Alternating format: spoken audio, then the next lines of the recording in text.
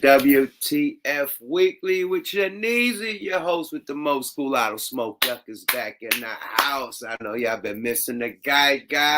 It's been nothing but birthday celebrations and good vibes and elevation. You dig? Big 5-0. You see the blues everywhere, man. Big 5-0, man. 5-0 in the building, man. You dig? 50-50 club type of thing. You dig? All types of blues and whatever. You feel me? Still around the building, man. Still celebrate, man. Still full from crustacean. You dig? Doing the big thing, man. Salute to my wife, man. She laid it out. It's the best birthday party I ever had in my life. You know, big 5-0, man. She laid it out, man. She bought me a new car, electric Benz. She got me the EQ. So I come home from fucking the tour last weekend, and she like, got a surprise for you. Pull up to the house, got electric Benz for me. And then 2 days later, another surprise, you know what I mean? The dinner at my favorite restaurant, Crustaceans, but you know, everybody, my family, everybody flew out, all my close friends. Like this shit was bossed out. Shut the whole back section down. You see me out in the blaze in that motherfucker. We had a patio, blaze on the patio, man. That shit was live, man. Had a 5-course meal, like fucking 10-course down there. It was so much shit coming. But secret menu. Never knew you could order steak at Crustaceans. Never knew you could order lamb chops at Crustaceans. Never knew they had fucking caviar at Crustaceans. So that secret menu came out, and it was some live shit, man. Like fuck the crab and the garlic noodles, man. It was some shit in that motherfucker, man. Like we had a boss. It was none of my favorite champagne, Clico. Clico was flowing all night. We had about 12 bottles of Clico just flowing all night. Man, my family came out, all my real family from both sides of the family, Kizzy side of my side of the family. My auntie Bren pulled up. Like, come on, man. My sister Sparkle, my sister-in-law, everybody, man, all my folks. Shit was just mega fucking live. And then we left that motherfucker. Shout out to Cousin Fly. You know, he bumped into Talib Kweli at the airport. Told him it's my birthday. And yeah, we hit him up. He was performing same night. We pulled up at his show. And shit, he threw me on stage. Shit, I performed 5 on it. Birthday night. You feel me? So we're gonna do a toast, you know what I mean? Birthday toast. You know, this is some new shit, man. This is what my cousin gave me, man. I don't know what Carmisi, whatever this is. This shit is the most smoothest tequila ever. You know, this that good of Neo. You know what I mean? Hey, birthday shot. You know what I mean? Big 5-0 shot. Everybody out there, you know, get the drinks in the sky. We're gonna do a birthday shot. I see everybody in the chat fucking with me, fucking with y'all. You know what I mean? Boom, birthday shot for the kid, man. Happy 50th to the kid. Yuck, Meezy. Put the blues down.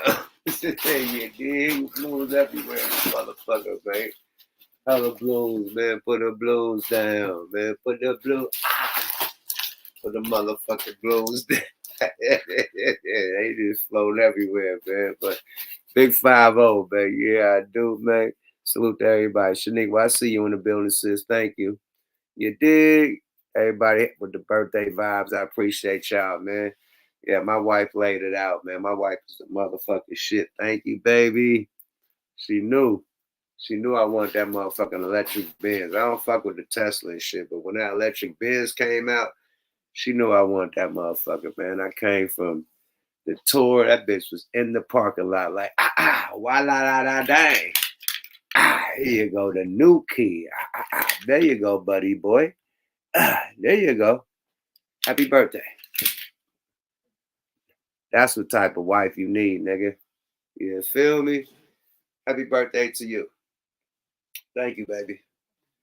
Laid that shit out for me. Love you, baby. The best birthday I ever had in my motherfucking life. And then The next day, I got the sold out show with Bone Thugs, Ice Cube, Genuine, Zap, Yin Yang Twins, us, and Baby Bash. The next day in Arizona. So I do all this big birthday extravaganza, perform with Talib Kweli, you know what I mean? Wake up in the morning, fly to Arizona. This is the ultimate birthday, I'm telling you. To a sold out show, 18,000 seats sold out. The whole fucking arena sing happy birthday to me, my nigga. They bring cakes out on stage, everything. 18,000 people, my nigga. This was the best birthday I ever had in fucking life, my nigga. Salute. Salute to, man, fucking uh everybody. Like they signed the motherfucking everybody at the show signed the poster for me. Happy birthday, yuck, all the artists. Shit, this is my best birthday ever, man. So salute to everybody, salute to all my friends, all my family, all my business partners, salute to my wife, man. Laid it all the way out. But yeah, I was already booked for the show, but that bitch sold out and we killed that bitch. That was one of our best shows ever, man. And at the end, celebrated my birthday on stage, man. Twice, man, because the Baby Bash brought me out because me and Baby Bash's birthday is the same day, the 18th. Salute to the Libra gang. Salute to Baby Bash. But Baby Bash brought me back out, you feel me, to celebrate his birthday and my birthday at the same time. So 2 birthday celebrations, man. Me and Bash was out there doing our 1-2, man. They came back home trying to figure out this motherfucking electric car, man. All the little new features and shit. You gotta get apps and shit and upload shit. This shit crazy, man. So I'm finally with the electric car community. You know, I'm a gadget nigga, so you know. But we got gas cars out there too, but we got electric in the family. So it's good money. You know what I mean? Good shit. How y'all been though? Y'all miss me? I can't tell, man. I'm fucking with y'all, man. I miss the shit out of y'all, man. I wish I could have went live. I just been so turned up for the last couple weeks, man. It's been lit.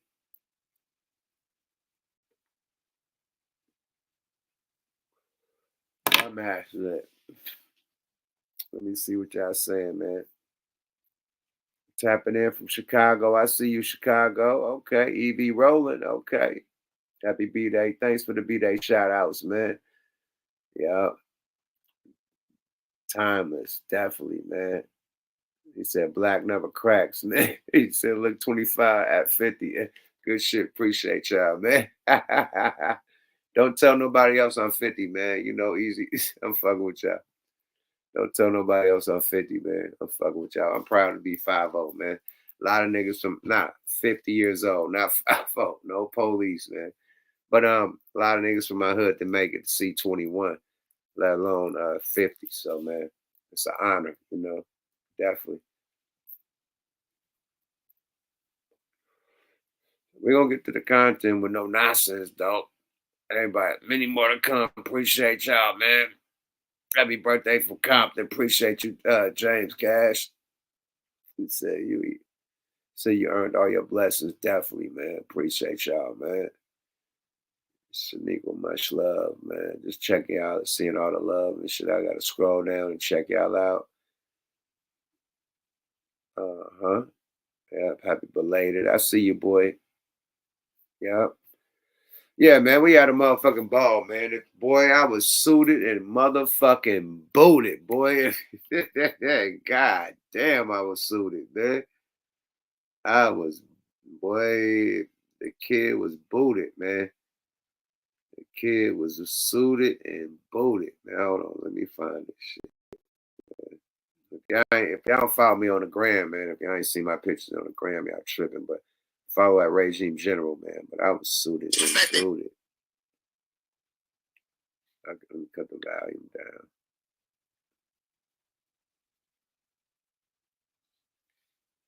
Look at that boy right there in the middle.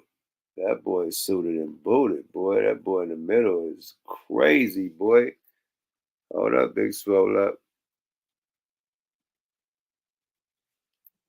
Look at that boy right there. That boy right there is suited and booted, boy. That boy, hey, leave that boy alone. Hey, leave that boy alone. That boy's suited in Bootyante. Oh yeah, ultimate man. And blazing up at Crustasians in the restaurant. Burnt it down in the restaurant on their ass. Only Yuck Mouth could do that. You feel me? Yeah, man. The kid was suited and booted like a motherfucker. You feel me? Hey, man, nigga, it was a ball, nigga was fitted. Hey, come on, man. You know, I know how to throw them suits on like a motherfucker, man. You know, I get fly with the thug shit, but yeah, slim niggas, boy, we put them suits on and get real groovy. You dig? Yada da. Yeah. You know, and women always tell me, man, you know, a man is real sophisticated, you know, look real sophisticated and sexy in a suit. So always go get tailored for a good suit. My gentleman out there, you know, on your grown man thing, man, definitely go get tailored. You know what I mean? You'd be surprised how, you know, a suit will step your game up. You feel me? Definitely. Especially in church. You know, don't pull up there in a polo sweater and shit with some slacks, man. Pulling that bitch with a suit on their ass, man. And watch, you know, a lot of niggas go to church to get action, you know, old niggas, you know what I mean? Niggas beyond their 50s and shit. You know, put a suit on, man. Fuck that little polo motherfucking golf shirt, man. Put that little suit on, man, with that button up, man. Slide through that motherfucker, man, with a tie. You know, see how that land. You dig? No Frank Ocean, man. Shout out to my nigga T&D. You know what I mean? Ice Creamery. You know what I mean? They definitely got that regime praline, man. Go fuck with them in the town. T&D's ice cream. You feel me? That's my peoples. That's my loved ones. That's my family. Y'all go support them in the town. They got the ice cream truck sliding around the town. If y'all see that T&D's, go support that, man. Black owned, homemade ice cream. You know, go fuck with them. You see the number at the whole shit. Go fuck with it. You see the whole shit. That's family right there. But they got that regime praline. So they got regular ice cream and medicated ice cream. The medicated ice cream is my shit. That Yuck Mouth shit. That regime praline. You get the medicated ice cream. Go talk to T&D and fuck with them in Oakland, my nigga, and tell them Yuck Mouth sent you, man. You hear me? Support the Mizab. You did. Oh, boy. Salute to What the Fuck Weekly, man. Been trying to work with Young Man Block versus video, man. Hey, man, send that motherfucking DM, man. Go to Regime General or, you know, Smoke a Lot Team at AOL.com and holla, man. Yeah, it is. Yeah, I see the people in the building. Let's get to the content, though, man. I've been missing a lot of shit, man. You know, I know niggas don't like to talk about politics and religions, but Trump was in McDonald's making fries and shit, man. That's a that's a sight. A billionaire in McDonald's serving fries and shit. That's mainly, man. Trump is trying to really appeal to the normal motherfucking American, man. You know, even though he has billions of dollars, I respect that, man. Nigga, he could buy a lot of McDonald's. He went in that motherfucker and said, I'm gonna serve fries. Put a motherfucking apron on me. I'm gonna do all this shit like I work here. This nigga could buy that motherfucker. You like, you know what? I'm gonna work here and show the people that, you know, I don't know if she worked there or not, but just to show y'all that I actually worked here. This nigga Trump is an asshole. Trump is an asshole, man. Why he went to He had to go to McDonald's. He did that on some asshole shit. Like he said he worked 15 minutes more than she worked at McDonald's and she never worked there. All right, man. I don't want to talk about the politics, man. that make motherfuckers mad at people, man. Choose who you choose, rock with who you rock with, man. And fuck that. I mean, speaking of politics, fuck that. We going in heavy, man. Let's hear what let's hear what Lord Jamal got to say about this shit, man. About these politics, man. Then we gonna get into this is a prelim. We're gonna step it in with the prelims because the prelims got to be right. Stepping in with the prelims, and I feel like Lord Jamar on this one. You know how he feel? I feel like I'm what this shit called a nigga that's neutral, whatever he call it. That's what I feel like. Let's go, y'all. Fair use. But listen to what he's saying about the whole presidency and you know, the blue side and the red side. Let's go, y'all. Fair use. This that you think about. I said she got me to the point where I'm thinking about voting for Trump. That's a reality. Whoa. Right. That's a reality. Right? Yes. Because we don't like, first of all. Because let me just say, a lot of the black male vote especially, we were their vote to lose. You lost our vote by not answering questions. By thinking you could just put Meg Thee Stallion and Quavo and people like that up there, and that we were just going to vote. We wanted to hear something from you. And the fact that you just gave us nothing, you lost it. The fact that you're not as good an orator as Barry. No, hold on. For those who don't know, who's Barry? That's Obama. Yeah. You talking about the guy who had the white mother in Hawaii? Yeah. The Nigerian father. Yeah, Mr. Satoru. Yeah. And not a foundation of Black American. I mean, no, I wouldn't consider him a father. You can't grow up in Hawaii and feel like you're growing up in the Black American experience. So again, this woman started in the Bay, then moved to like Wyoming, if I'm not mistaken, and then moved to Canada. So, fair use. So, what the brother Lord Jamal is basically saying is that he's not falling for the banana in the tailpipe. He's neutral. What he's called, not a conservative. I don't know what the fuck it's called, but a neutral motherfucker. Y'all say it in the chat, right? He's neutral. He's not red or blue. But he's saying that from the interviews and what's going down, it got him leaning more towards Donald Trump because of the bullshit. You can't act like we dumb or independent. Thank you, Shaniqua. Thank you. We're independent, right? But even him being an independent, he said he's damn near about to vote for Trump, even being an independent. So I don't like her vice president nominee. That nigga is a ding dong. He got caught lies and said, hey, sometimes, hey, like, nigga, you can lie all day. So what happens when real legislations and shit go through and you want to lie about it? Oh, we didn't sign no bills up, but you signed it. Like, we can't trust no nigga that's lying about army shit and lying about being somewhere when some tragic shit happened and he wasn't there when it happened. Lying about this, that, and the third. Nigga can't even load a rifle. Talking about he been in the army. Like, man, listen, man. That nigga's pure fugazi. And then Kamala running this black shit. I'm black, so you got to vote for me. And I can't fall for the banana tailpipe. Like, my thing is this.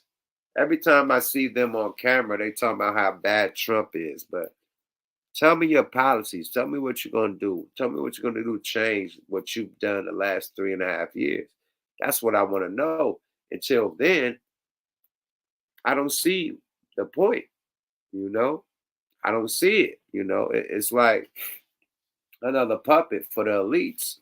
It's like, another fucking puppet for the elites, I can't fall for that no more. It seemed like Trump, the way they try to assassinate that dude more than once, it seemed like he's the Kennedy of this era. Like the dude that's trying to fight for the American people and the elites is fighting. Like she has $1 billion motherfucking campaign. The most money ever. That's the elites putting up the money to try to make sure she wins.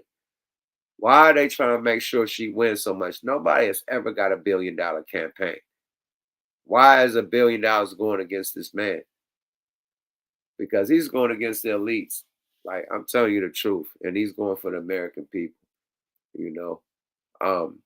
That's all I feel. But let's get back to Lord Jamal, man. My bad, y'all. I went on a little birthday rant. My bad. Happy birthday to me. Happy birthday to me. Happy birthday to me. Yada, Libra gang. Let's go, y'all. Lord Jamal, talk your shit, my brethren.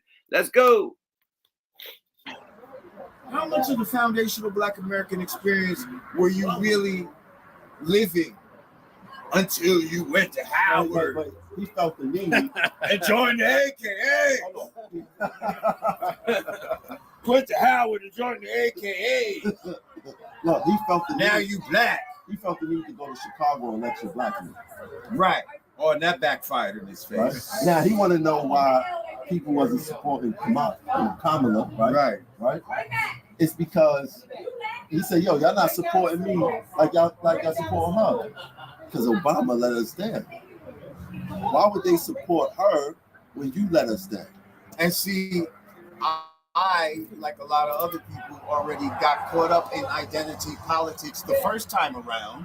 So fool me once, shame on you. But to fool me twice would be shame on me. And so I'm not going to get fooled twice. You already got me with the identity politics. I didn't vote before, and I voted for Obama because you know why? Because he was black. Because I thought he was black, and everybody else black is voting for him, and that's what we were supposed to do. That's what we were supposed to do. It felt like and that. I felt, at the time it felt like that. And identity politics, and what did he do? He came in, he did nothing, absolutely nothing. He did things for the LGBT black people, the ones that put him in there, the ones that inspired white people to even vote for him. He did nothing for us. So now, the second time around, when we're looking for more tangibles, we're looking for more substance to the candidate. All I can find, especially, and it's not just Kamala Harris, it's the Democratic Party as a whole. It's the Democratic Party as a whole. She just happens to be the face of it right now. And she's not a very good face. And that's what you're right. But in a let's land on let's talk about that. The Democratic Party as a whole, right? They want to say how racist Trump is and all this, but they rhetoric, what they saying about an ex-president, then got this nigga damn near assassinated 3 times, and they still going around trying to say he Hitler, he's gonna fuck up the democracy or whatever. It's like, that's gonna get that man sniped. They damn near got him sniped twice. 3rd time got stopped before it could even happen. This 3 attempts in 1 presidency, and they acting like it ain't shit.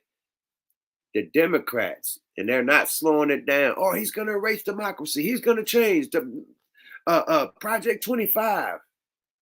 Well, we've been in Project 20, 21, Project 22, Project 23, and Project 24.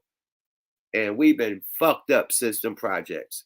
So what about the Democrats that's been running this shit? Let's talk about California. Democrat ran, fucked over. California is a mud hole, right? Let's go to New York. Now, these are the motherfuckers that had the most money in America besides down south and a couple other spots. But New York and California was the biggest hubs in America that had the most money. Frisco was the most expensive, and New York was the most expensive place to live in America. Right? Both got the docks, getting all the dock shit coming through. So everything is big out there, right? Now look at this shit. Both sides. Niggas is moving from California. Niggas is moving from New York. And these are both Democratic states. Completely fucked over.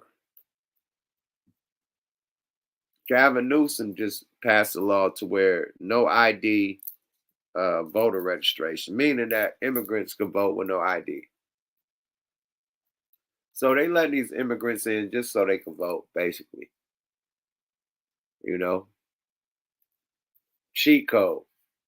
But if you really for the people, why you gotta cheat? Why you gotta give, American tax dollars to immigrants that illegally came over the border? You put them in lavish hotels, giving them thousands of dollars a month on their, and then we got homeless in America and people that's sleeping in their car going to work every day. They can't get no government assistance, but that's the Democrats for you, right? Let's continue. Communist type of way, she was installed into this position, and she always talks about Trump is a threat to democracy, yet that was so undemocratic to put her in this place without any type of vote whatsoever, to just crown her and dub her this. Coronate her. And they did it because Sleepy Joe is Sleepy Joe for real, but then she still won't admit it. She still won't say. She still won't say that this man is somehow. She couldn't keep it real with the American people. She lied to us. And she keeps lying to us, and she keeps thinking that she doesn't have to answer the question. Just shut up and give me the fucking thing. He's the bad guy. That's all she wants to focus on. No, we have to know who you are. And the fact that you won't let us know that is very shady. And I know who you are. I'm going to tell you who you are. First of all, you know what's ironic? You know what's ironic is that the party that fucking promotes, Fuck that. You know what's ironic? She's married to a white guy and she's not using his last name. Just to appeal that she's black. She's married. Whatever that white guy named, she should be that last nigga name. Right? Why is she still Harris? I'll wait. Let's stop playing, bro. I'm trying to appeal like she black. Like, come on, man. Let's stop playing, man. We already fell for the banana in the tailpipe with Obama. And Obama didn't do shit, but nobody in the black community but the Rainbow Brights. Period. He Jewish, right? So she should be a Kadash, Shamisha, Mananash, whatever. No disrespect to the small hats. But she should be a Steinberg or whatever the Bergs is and the Steens. You know how that go, right? Should be one of them, Adolph or something. Come on, man. And she's still Harris and she's married. All right, brother. Y'all add that up. Y'all tell me she still ain't trying to fool y'all. Let's go, y'all. Fair use. Strong black women and fucking, we don't know if a woman is a man or a man is, but right now, who are they relying on? The black man. And men, period. You're relying on our vote. And then you know what's gonna happen. When you're trying to undermine us at every fucking corner. If she don't get in, they're gonna blame the black man. They preparing for that already. Oh yeah, they're doing this whole misinformation thing. So when he wins, they're like, he won because of misinformation. Right. That's what they're doing. Right. A win is a win. And that's to make it seem like you black guys are so dumb that you fell for the misinformation and put this man in. No. That's not what happened. That's not what happened. We realized that who this woman was from the beginning. I realized from the minute she was the vice presidential pick what they were trying to do. I said, oh, they picked a female Obama. I've said that years ago. Even listen to her name. Kamala Obama. It's the same fucking thing. My thing is, y'all remember, if y'all tuned in to Yuck Mouth TV, I played the old president, the old dude that used to be a governor or president. They asked him a question. It was like in the 60s or something. It was like, will there ever be a female president? And they said, I don't think so, but there's only one situation that a female could become the president. It's if she's the vice president and the president becomes ill and die, and she becomes the president. That's the only way. Now, saying that to say this, when she was the vice president and this motherfucker is on his rocking chair becoming the president, I knew it, Lord forbid, I'm not wishing death on nobody, but I thought that he was going to either croak and she was going to become the president, or what happened right now. He fell off, and they replaced this nigga with her. Now, that's illegal. Like Trump is saying, that's a coup. Like, you can't replace that. Like, that was supposed to be a vote for the new Democrat. Any of the Democrats could have ran for that. But instead, they put her in place, right? Which was all the setup from the fucking beginning. That nigga Ben was gonna tap out. They knew he was gonna tap out. Nancy Pelosi and them said, "Step down, nigga. It's time. Let her take over, and she gonna run instead of you," right? So it's been a setup when she became the vice president. I'm gonna keep it a buck. See, these are motherfuckers are puppets, man. Like they don't run nothing. Like Biden ain't got no say so. She ain't got no say. They puppets. They are puppets for the fucking elites. The corporations, the same corporations that they say that Trump is going to give tax breaks to. Oh, you're going to get tax breaks to the rich, but you work for the rich. You work for them corporations. You know, they pull your strings. They tell you what to do, right? The same corporation that put $1 billion into your fucking campaign. That's who you work for. They ain't putting out that money for nothing, right? Things that make you go, Think about it. All the corporations that put up that money, $1 billion fucking dollars. You think they just gonna, hey, don't want nothing in return? You got the game all the way fucked up. They wouldn't put their money up, right? Right. Let's go, man. Y'all gotta start thinking, man. Put your tin cat on. Put your just regular fucking common sense. Fuck a tin cat. Fuck a tin hat. Put your common sense on. If I put up some bread, a corporation put up some bread, they want some favors, right? All right, then. Let's go, y'all. Fair use. They thought they were going to do subconscious, subliminal shit. And, yeah, we wasn't going for it. I'm not going for it. A lot of black men are not going for it. This party, you know, I'm socially conservative. So that means I don't believe in abortion. I don't believe in, you know, LGHDTV community rights. I don't believe in all these social programs that promote socialism. Okay, because now let's keep it a buck.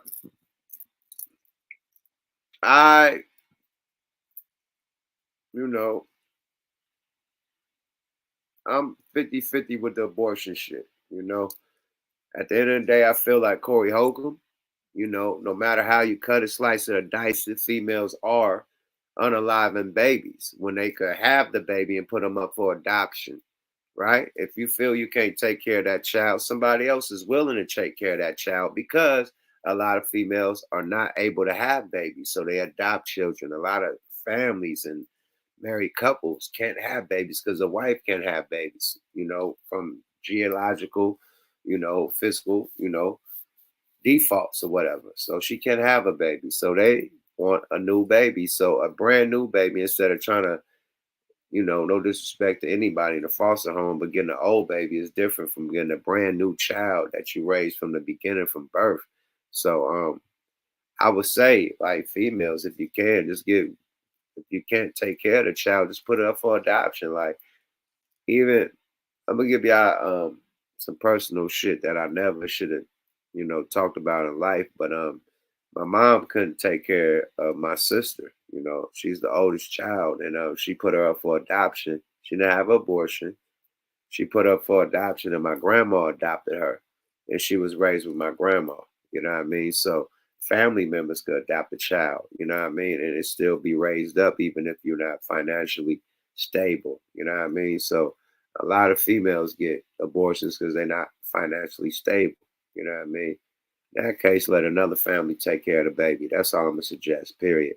You know, and if it's a, you know, a R word situation, or a situation where, you know, it wasn't supposed to happen, then, you know, you got to do the abortion thing.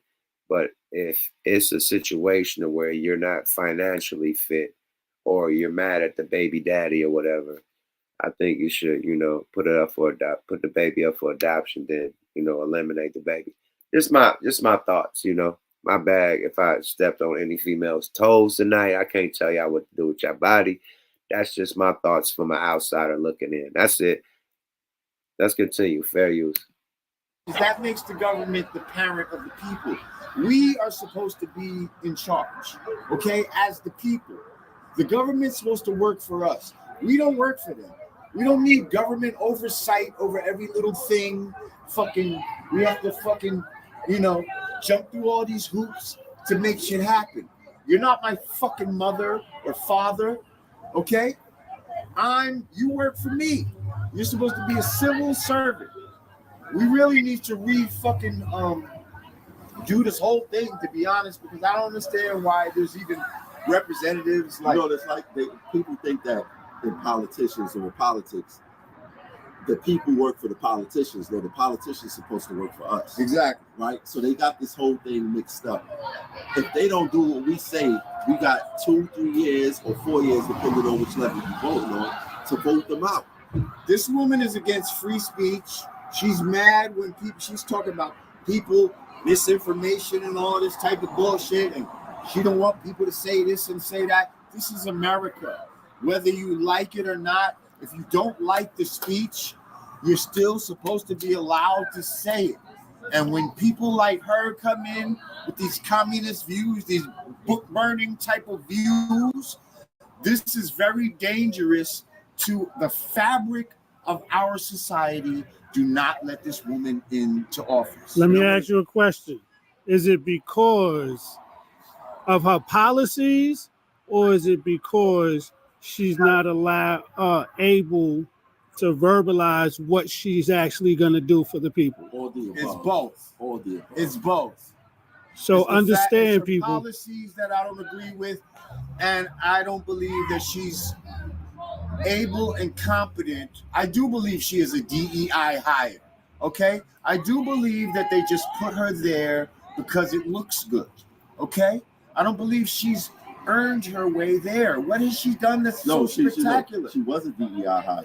If we remember back in 2019, she was calling Biden racist and all this other stuff.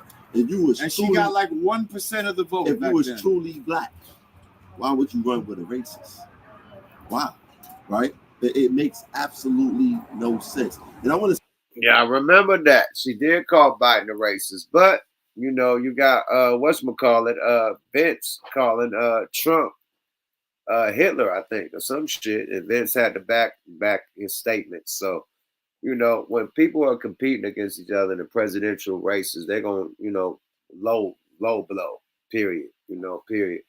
Vince went bad on Trump, and now he's Trump, vice president running mate. So same with Kamala. So I don't, I can't do that, because when the gloves is off, the gloves is off. She trying to be the president just like that nigga. So, it didn't work. So he recruited her. It is what it is. But she definitely a plant.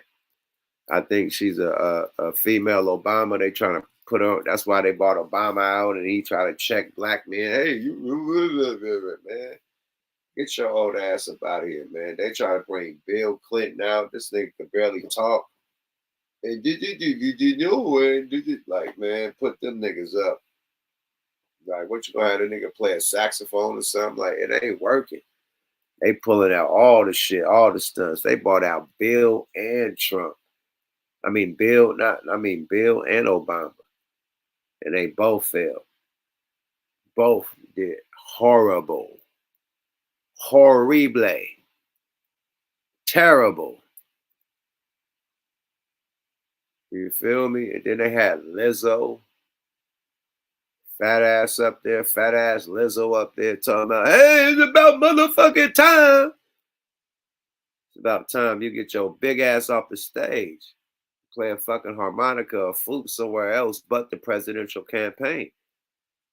Who told her that getting Lizzo on stage was gonna make motherfuckers vote? Lizzo? Are you serious? Come on, man. Let's get back to it. Let's go. Fair use. Say something to y'all black people out there. I see y'all running with the narrative. Look, when Trump is wrong, Trump is wrong. I'm gonna say that. But y'all running with the narrative that he put out an ad for the Central Park 5. I implore you guys. Yeah, he never said to watch that ad he was talking like any concerned citizen who want rape in a community. And we got to think about the time when he said it. He was a Democrat at the time. Not only that. And the prosecutor. Not only that, at the time, nobody knew they was coerced. So if you hear 5 kids, I don't care what color they are, did to a sexual assault and cop to it, what the people in community gonna say? They say it today. I hope the streets. All right, enough of that. We don't need to talk about Central Park 5 and all that, my brother. But basically, I just wanted to, you know, it's getting close, man. Vote for who you vote for, man. It's getting close. So I had to, you know, intro it with that. You know what I mean? Before we get into the content with no motherfucking nonsense. You dig? It's good to be back, y'all. You know what I mean? Happy 50th B-Day for the kid, you dig? But I want to clear some shit up. You know what I mean? I am an independent. I'm going to say I'm an independent. I was a Democrat. Not no more, man. So right now I'm independent and, you know, whoever wins, that's who I voted for. Just know that. Period. That's it. I ain't going to tell you who I vote for, but whoever wins, that's who I voted for. Let's get to the content, though. Kendrick finally responds, does his first interview in a magazine. I don't know what this shit called. Man, I'm going to pull the shit up. But SZA interviews Kendrick, and they get into some deep spiritual shit, you know, mental health shit, and then they talk about Not Like Us, you know what I mean? So let's hear what Kendrick got to say, man. First interview since the Drake beef, man. Let's get into it. And this is all, you know, written, you know, it's all written and shit, you know what I mean? So somebody's gonna read it. Shout out Chink Smooth, you know what I mean? But here we go. Let's get to the content with no motherfucking nonsense. Kendrick does a live photo shoot. This is part of the photo shoot with the magazine. Where's the name of it? It ain't on this right here. But this is part of the photo shoot that's with the magazine and shit. It's going to play a lot of photos. It's on the magazine while he's reading it. Reading Kendrick and SZA's interview, man. Let's enjoy, man. Kick back and grab your popcorn. Let's go, y'all. Fair use. Yada-da. Is now doing interviews as he sat down with Harper's Bazaar magazine. But obviously there has to be a little bit of... Okay, so it's Harper Bazaar magazine. Okay. Let me put the speed of Valley on this because is it okay? I got the speed on it. Okay, cool. Don't want to get blurry. Ooh, let's go, y'all. Fair use. A wrinkle with everything that Kendrick Lamar does. And these are photos also. These are photos too. You know what I mean? Let's go, y'all. These are all photos from the magazine. Let's go, y'all. So this interview, even though it was for this magazine, it was done at the request of Kendrick by SZA. They get into mental health and motivation, and Kendrick says his actions are not motivated by anger, but understands that love and war both deserve to be acknowledged. Not that they represent him, but he acknowledges that they both need to exist in the world. And of course, he would be asked about Drake and Not Like Us, and he would give his definition of what it means to him. What's up, y'all? It's your man Talker's World Report for the Chick Smooth channel. We got to talk about this. SZA didn't waste any time. As soon as they sat down, she starts off saying, I want to ask you about your mental health. Do you feel like you suffer from mental illness or experience it ever? Or do you just feel like you're in a multitude of feelings and you're not putting a label on it? Kendrick would say, I grew up with that term. I was hearing it when I was 5 or 6 years old. So you identify with it, but not as it? Then he says, my whole thing is, it's all experience. I say some shit on a record and identify with a moment, and then I don't identify with it anymore. That's just growth for me. All that shit is subjective. Then SZA says, it's giving self-therapy, which Kendrick replies, I think it's going back to my inner child, right? I was trying to understand myself, trying to find people I could relate to, how to identify myself outside myself. It sounds crazy to a lot of people. I really can't see myself out of my body. When I do that, I have no judgment towards it. It's too many eyes on me. That nigga said he could see himself outside his body. That's some super zen, spiritual, yoga, fucking Gandhi shit, right? Fair use. Let's go, y'all. Shit. That nigga said he could see himself outside of his body. This nigga's an alien. Let's go, y'all. Fair use. For me to not remove myself. That shit is scary to anybody else, which SZA focuses on and asks, are you scared? And he would say, no, because I've learned that I can't identify with my performances on stage. I can't hold my true whole identity to that person who's on stage. Because if I did, that means I would judge every movement, every time I mess up a lyric, every time I'm off key. It's too much to deal with. So I have to have a distance between the performer and the person I close my eyes and look at the ceiling with. I had to develop that tough skin at like 16 or 17 years old, not knowing it was not only for my career, but for myself. It's mentally ill for sure. And then the conversation gets a little more spiritual, as before asking about God, SZA asks, have you done ayahuasca? And Kendrick says no, which he then replies to surprise saying, what? I wonder how you're arriving at all these conclusions. I want to talk to you about your spiritual practices. How many spiritual practices contribute to your day-to-day? And he says, all day, every day. She says, all day is ceremony? And Kendrick gets personal saying, ain't no BS, ain't no cliche, but I literally talk to God. Like, it's to a point where I'll be starting to think I'm going crazy. But then he has to remind me, no, this is really me. Well, if that's true, and he does talk to God every day, how was Drake ever going to win a rap battle against God? Drake said 20 versus 1, but I guess he missed a very important person. But Kendrick will continue. My early morning practice is that I have to run. When I started running, that's where I started to understand. There was this threshold of pain in the spirituality for me. I remember my shins was aching and I was like, I got 1 mile to go. Then I get whispers and downloads and start talking about shit that I want to know about. And next thing I'm 3 miles in, 4 miles in. I wake up and do it every day. She says, loss of self, you have to break yourself. And he replied, I have to. And then SZA would try to dig deeper into his internal creative and spiritual practices. As she says, I'm grateful for the God T. Sidebar, what do you feel like your top 3 contributing factors to self-transformation in the last few years have been? And he says, the power. Like, that nigga's a deep nigga, man. That boy, you see why that boy is beyond the average lyricist, man. That boy talk to God, nigga, and run miles, nigga, with aching ankles and shit. Aching, boy. Man, leave this little nigga alone, bro. Period. Let's go, y'all. Fair use.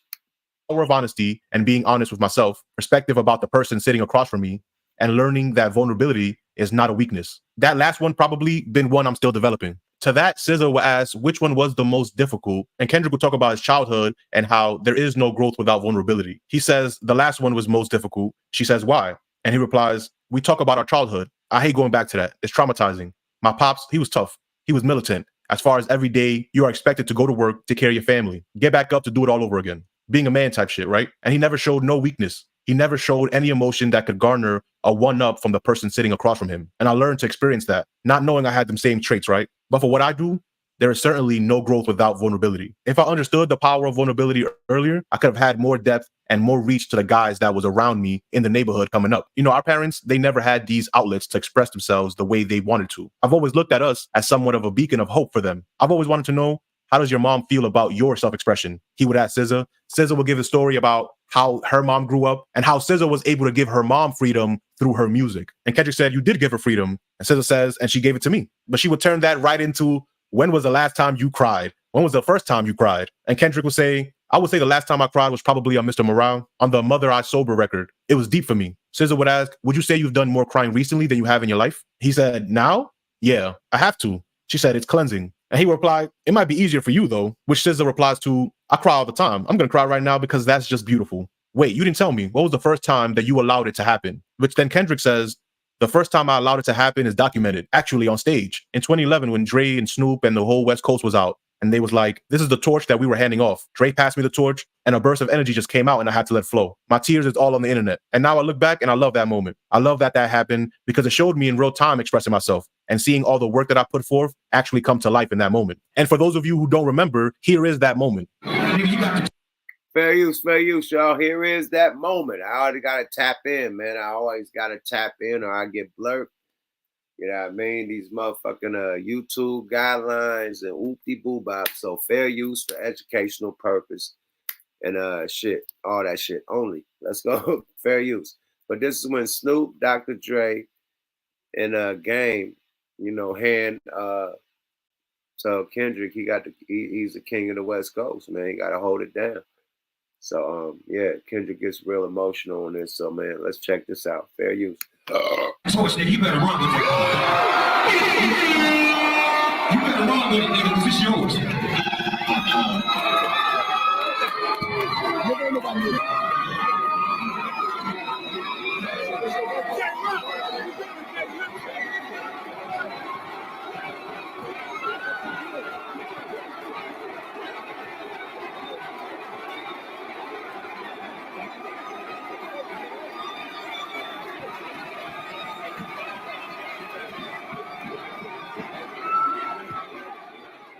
Then after a couple more questions, she would get right into the real question that we all want to know. Can I ask you a hyper masculine question? You can also tell me to shut the F up. What does not like us mean to you? He would laugh and say, not like us? Not like us is the energy of who I am, the type of man I represent. Now, if you identify with the man that I represent, SZA will cut him off saying, break that man down for me. And Kendrick will say, this man has morals, he has values, he believes in something, he stands on something. He's not pandering. He's a man who can recognize his mistakes and not be afraid to share the mistakes and can dig deep down into the fear-based ideologies or experiences to be able to express them without feeling like he's less of a man. If I'm thinking of not like us, I'm thinking of me and whoever identifies with that. SZA says, now, can I say something else in that realm? Or you want me to get away from that? Can I ask you something else? And hilariously, he asked, is it mean? She says, no. I thought he was saying they not like us, meaning they not Americans. You know what I mean? Like he was saying you're a colonizer and you come to woo woo woo. Okay, Kendrick, you may. I think he sugarcoated that one, man. The lyrics say different.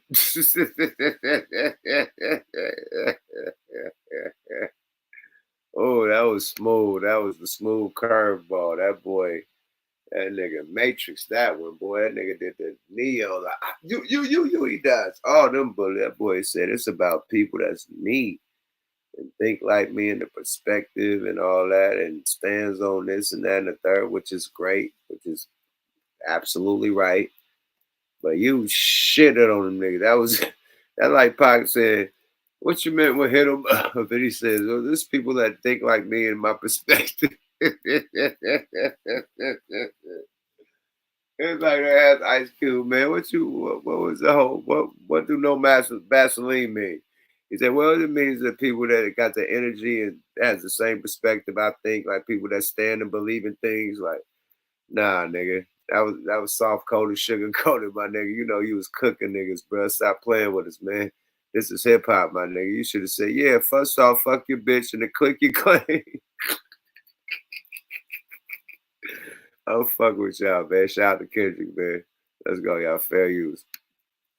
No, it's more like I thought it was really interesting that there was any consensus at all that you might be an angry individual. For me, I don't find that any energy that comes from you comes from an angry place. And actually, the last hour and change pretty much solidifies that it's almost from a monk-like place. So when you feel the surge of energy in records like that, where is the root? Is it anger? And he would say, I don't believe I'm an angry person, but I do believe in love and war.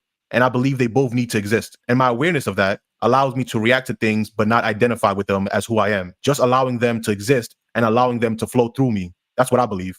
And SZA says, I'm going to quit while I'm ahead before I say something crazy. Do you think SZA did a great job? When she's done doing music, is being an interviewer or having a podcast something that you would want to see in her future?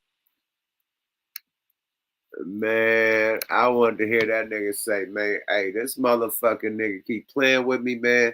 This nigga kept sending shots and subliminals, so I sent them shots back. And, you know, he sent bullets. I sent nuke bombs, you know.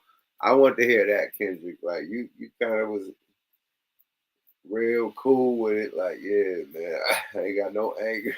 This nigga said something about show manager having a baby. Your baby. Now, come on. Come on, man.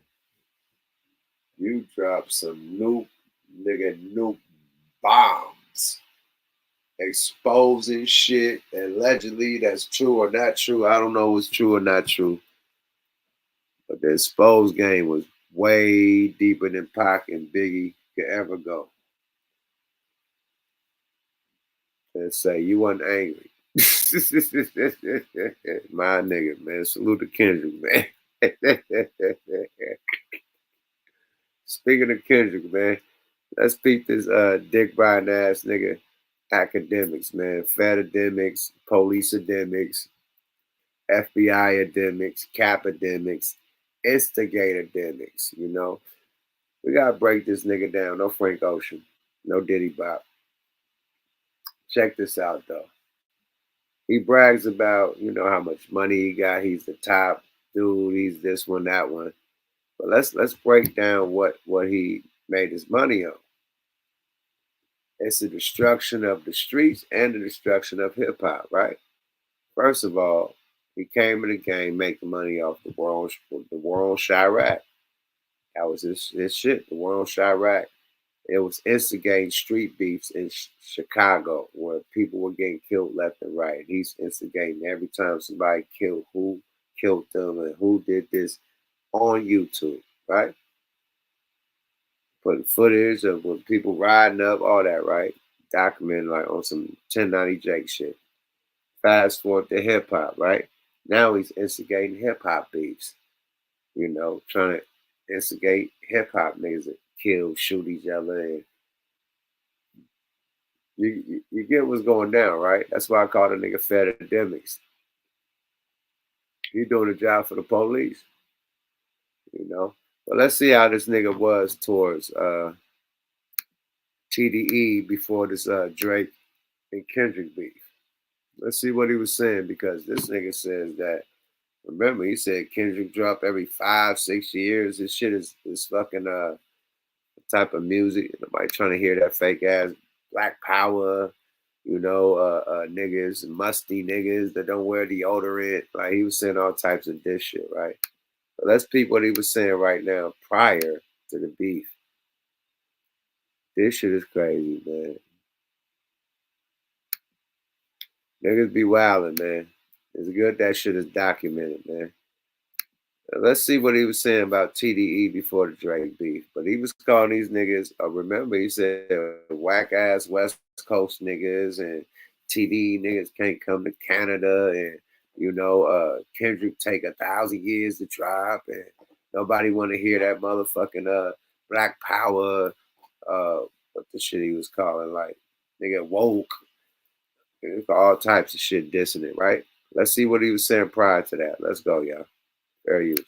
Give me to drop songs, and then when I drop songs, I don't support it. Now, you see, man, fans have been fucked up by the Young Thugs and the Futures of the world because they see rappers drop music left and right all the goddamn time, fast food music and that, and they're looking like, wait, if Future could drop like 5 albums in the last 8 months, Young Thug dropping a project every other week, why can't my favorite rapper or one of my favorite rappers in TDE put out a motherfucking single at least one every month? Come on, man. So they've been badgering the CEO because he's the guys who run everything. That's Top Dog, right? So they always tweet at him, yo, drop the next single by SZA, drop the next single by Sir Rashad, drop the next single by J-Rock, drop the next single by Schoolboy Q. And basically, he did drop a single. He dropped a single from that. Now, the second thing is this, right? He's talking about a lot of things in the interview, like number 1, hip hop, number 2, hip hop, number 3, hip hop, number 4, fucking hip hop. And he's really talking about, and in length, about ghostwriting. He's talking about hip hop beef. And you get to find out that, yo, he's doing an interview with Vader, okay? They're not going to really challenge him about the integrity or the credibility of anything he does, or even just integrity of hip-hop and some of the stuff he's saying. So there's no challenge, okay? He's not doing it with, like, a hip-hop personality. He's not doing it with, like, I don't know, like, Double XL, Source, Vibe. No, he's doing it with Vader. So just keep that in mind. Now, he addressed the beef. Said, of course, he had to, and this is what I didn't like about it, right? He said, yo, he was so cool, calm, and collected. He had to drop a diss song to kind of end the beef, and that was... Now, look, you see this motherfucking perpetrator and traitor. He's shitting on Drake. This is prior. This is pre-Kendrick and Drake beef, right? This pre Not Like Us, pre-Family Matters, pre all that, right? Pre fucking push-ups, all that, right? This is what he's saying, I think, around the time of the Control verse. Let's go, y'all. Fair use. Was back to back, and he pretty much wanted to drop it and make it be the song of the summer, and it was. And he was just talking about how he dismantled Meek Mill without effort. Okay, now that's not what I really read the article to hear, because even a goddamn blind, Stevie Wonder could have sung that. Fetty Wap sees that shit in 2020. Okay, but what I was really concerned about is this whole notion about ghostwriting, reference tracks, and is Drake writing his motherfucking shit? I want to hear what he has to say. Will he finally address the Quentin Miller Association, because everybody's spoken on it except him? According to allhiphop.com, they have gotten a statement from Zaytoven after speaking with them exclusively that Drizzy motherfucking Drake, Aubrey, Champagne, Poppy, Light Skin, Keith, Sweat, Drake might be doing a project with Gucci Mane, and I'm hoping this ain't true, because that would make Drake probably top 5 dead or alive penis riders of all fucking time. I mean, god damn it. We know Drake rides waist, but god damn it, nigga, it's like you jumping from dick to dick to dick to dick to dick. God damn, bro. Now, for a lot of fans, they think Drake created these ways, right? Whoa. Is this Drake AKADEMIKS? Is this OVO AKADEMIKS talking? You hear this shit? Now that's how he really feel, right? That's how he really fucking feel. That's why Kendrick said he's compromised.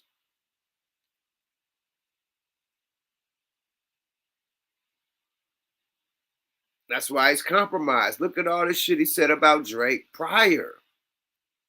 You know what I mean? You tell he got a paycheck. Speaking of paychecks, man, shout out to Kai Cenat, man.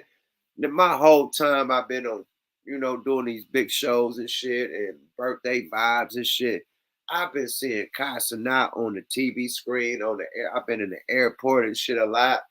And I've been seeing this nigga on motherfucking iPhone commercials. I've seen this nigga on a car commercial. Kai Cenat is beating they ass, man. Big salute to that brother, man. Yeah, you know what I mean? That young nigga is running it up. Big salute to Kai Cenat. But this nigga, Akademiks, a little bit more than I'm gonna play what he's saying nowadays. Let's go, y'all. Fair use. But we know, if you really pay attention, Drake is kind of like, like sucking up this way, pause, sucking up this way, pause, And to a lot of fans, they think he's creating them because he's a bigger artist. But in reality, he's enjoying the benefits. Then when it kind of cools down, he moves on to the next. Now, this is the exact quote that was given by Zaytoven, All Hip Hop. He said, we were at a video shoot. We were working on Gucci's album and Drake came. He even kind of regrets giving Drake a song that Drake used on his album because he wanted it for his. Now, yeah, listen, I like Party Next Door. I think he's a guy who has the musical talent. I'm not seeing like Skepta basically say that Drake is signing to his label, which we're not sure how that's going to work out. But basically, these two fuck with each other. Okay, but this is what I got to say. Drake, what are you doing, bro? Like, it's like you're pop, but then you don't want to accept your pop. You rap a line like, bitch, I just rapped and it went pop. Yeah, nigga, because you're pop. I mean, you're no longer in the gutter. Nobody looks at you and thinks about you as somebody who's kind of underground no more. So everybody said, damn, this song sounds hot. Who is this kid? Kodak Black. Boom. 5 minutes later. Look what he said, exactly what Kendrick was rapping about, right? Akademiks.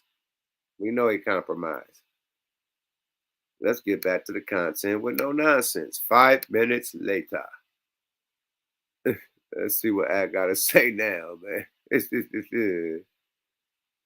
nigga, boy. Peep this nigga now, man. 5 minutes later. That's why I can't believe these niggas. They lie for the bag, my nigga. Don't view these nerd square ass niggas, man. They getting paid to cap for niggas. They getting paid to lie for niggas. All that shit, Let's go, y'all. Fair use. Watch this nigga now. We just heard what he just said. 5 minutes later. Let's go. Please say to Kendrick, whenever you're done lying, holla at me because I'm ready to get it in. Obviously, you mentioned about, I'm about to go on vacation or whatever, and people said, nah, that nigga's done. Somebody says, oh, well, they start flipping his own lines against him. Well, right now, you don't sound as enthused. I get all that. Not even going to knock it because those are valid points. Cool. However, and by the way, we can't see the lights here. Again, I don't have the plugin. But even on the screenshot I showed, and this is from a while ago, right? When this has 650 likes, 650,000 likes, it had 1 million dislikes. So right now, it has 731,000. I could imagine it probably has 1.2 million dislikes. That to me is a little odd. By the way, the views still are going up. It's number 22 trending for music, 19 million in 2 weeks. That's pretty good. Out of Kendrick Lamar, Aubrey Drake Graham, and Jermaine Cole, I believe J. Cole has been rapping the best. His pen has been the most potent. That's why when it came to times where it was competition time, battle time, we thought, okay, Kendrick's jumping up. Seemed like he might be taking shots at both y'all, maybe a little bit more Drake than Cole, but Cole's the guy. Cole has lyrically been at that point where every time I hear him on a record, this Cole has just been eating everything up. Every single time you hear this man rap, he's been. So Cole, Dreamville must have gave him a check at this point in time. Let's go, y'all. Fair use. Just annihilating. Cole was also rapping like he rapped on First Person Shooter. He says, we the big three like we started a league, but right now I'm feeling like Muhammad Ali. He was taking it and saying, he says, I'm numero uno. He was saying that. This is how he was carrying his bravado in saying he's the best of all of the guys that we know are at the top, and he was owning it. What I realized about J. Cole is that he's just not good at playing the villain. Dear Adonis, I'm sorry that man. Drake, you got to box this nigga. You got to box him. Fuck right. Box him. Time to box.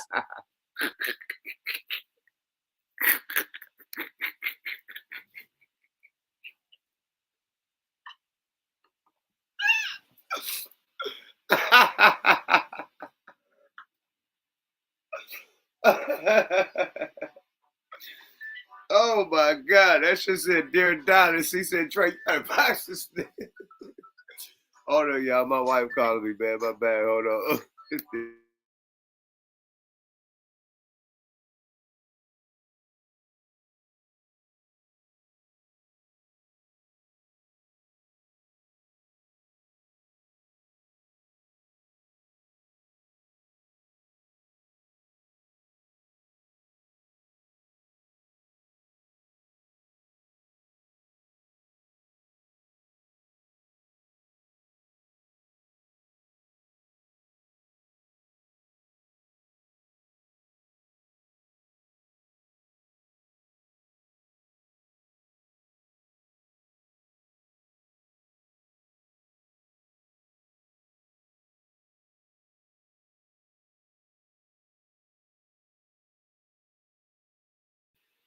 That nigga said, Drake, you gotta box this nigga. Let's go, y'all. Fair use. Rewind. What I realized about J. Cole is that he's just not good at playing the villain. Dear Adonis, I'm sorry that man. Drake, you gotta box this thing. You gotta box him. Fuck rapping. Box him. It's time to box. Fuck rapping. He's hearing Darius' son. It's time to box. Fuck the rapping. Y'all can't solve this over beats. You gotta box him. Fuck all this shit. What? Dear Adonis? Anytime it's a mess, some rap beef, a disagreement within the hip hop culture. Oh, the fuck, Dear Adonis. Look, he's instigating. He said, Drake, you gotta box this nigga. Fuck that. Like, he ain't saying, Drake, you gotta drop another song. He's instigating this nigga to fight this nigga, who, if you see some industry niggas fighting, what's gonna happen? Niggas gonna start stabbing and shooting. Period. That's what happens. You know, Buck got arrested. You know, somebody tried to put hands on Dr. Dre and nigga, the whole G unit, and Buck got loose. You know what I mean? And poked the nigga. Like, it happens. Nigga get to stumping and punching and poking. You know? So this nigga instigating a nigga to say, hey man, you gotta, like, yo, just take it back to the bars. Like, what you mean you gotta fight this nigga? Instigating from the wars in Chirac to the wars in hip hop, man. Watch out for the chipmunk ass nigga, man. Y'all need to ban this nigga, man. He is a cancer to hip hop, man. Let's go, y'all. Fair use. This guy's first on the scene trying to put himself in the middle of it. I don't even think this guy loves music. I think he just loves mess. I don't think he breaks down albums good. I don't think he truly understands music culture. I don't even think he studied the great journalism like a Sway, a Big Boy, a Ebro, or I don't think he studied Angie Martinez enough. I don't think he understands how journalism is done, right?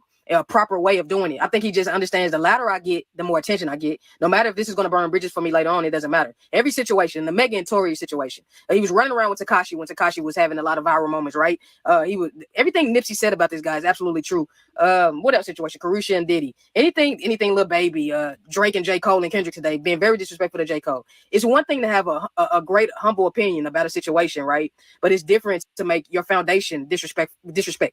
Your foundation is, let me be disrespectful as I can to this person because I picked a side within this hip hop battle. There really isn't a dangerous battle, but yet it is a battle between brothers. But let me jump in it, right? Let me insert myself some type of way when I'm not even with any of these crews. It's like it gives a desperate approach to get clout, right? You can have this platform. A lot of people say, "Oh, you build a platform, I got to salute it." No, it doesn't have to be saluted. It's a lot of bad things that are built from the ground up, that are built off clout. It's a lot of. Hey, fair use. She long-winded, he long-winded, but hey, dropping Jewels, Santana's, you feel me? Dipset, you feel me? Saying exactly what the fuck I was saying.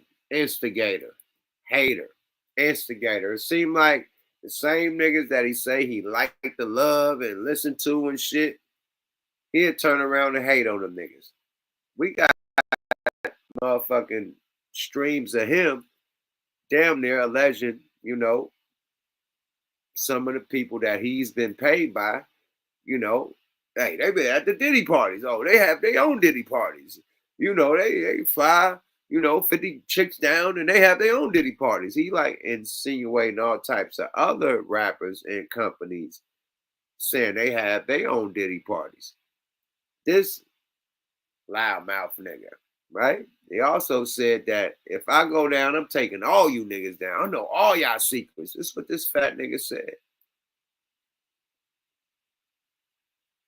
Watch for the motherfucking banana in the tailpipe. It's a nerd nigga that got to hang around the real ones. And you know what happens? If he go to jail, he gonna tell on the real ones.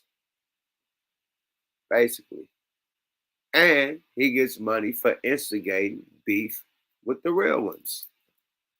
Right? Just like he instigated the war on Chirac where a lot of people got killed.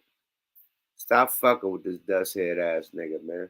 I mean drunk ass nigga. Let's go, y'all. Fair use. Bad things that are built that way. And that doesn't mean it's healthy for the culture, right? We have to do better at what we choose to support and who we crown as being good at something. Because Academics, he doesn't love music. He doesn't care about it. He cares about how much can I gain from this right now at the expense of these people's downfall, at the expense of their pain and their hurt, right? It doesn't matter to him. He doesn't care about it. He can't break down hip hop like that. He doesn't know it like that. He doesn't love it. He loves the attention he gets from yelling and screaming.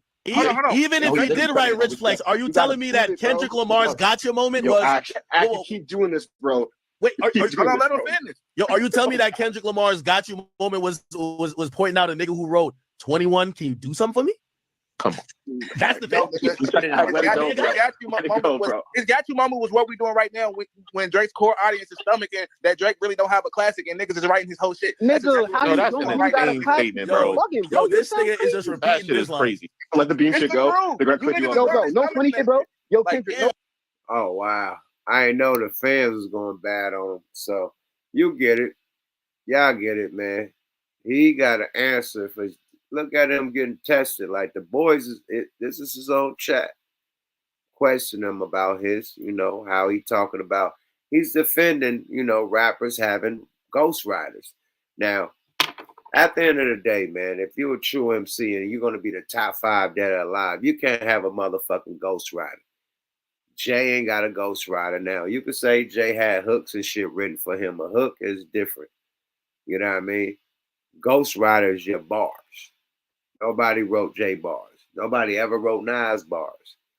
You know what I mean? That's why nobody ever wrote Pac bars, Biggie bars. You know what I mean? That's why they consider top 5. You know what I mean? Rakim, all the other people that's considered top 5 in the top 10. Drake is considered top 5. Wayne is considered top 5.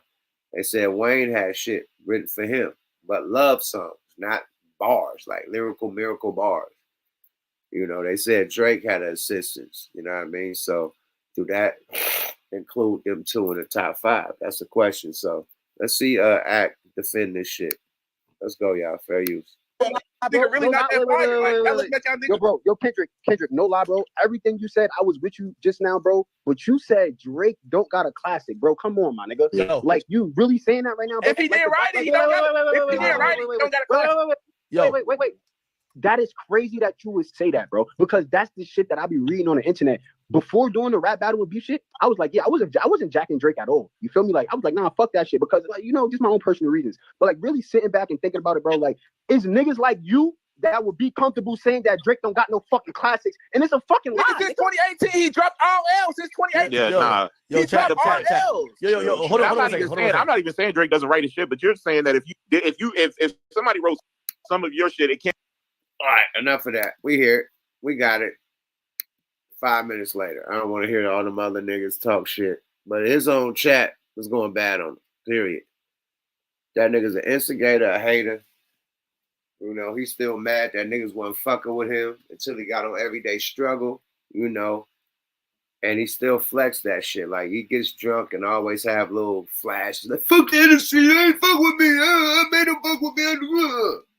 He'll flash every so now and then, and you'll catch him talking that shit like, they never fuck with me, they made them fuck with me, you gotta fuck. Damn, they're ready to cry, so he's still emotionally damaged. Emotional damage! He's still emotionally damaged, from the Everyday Struggle, days when Nip didn't want to do an interview with that nigga.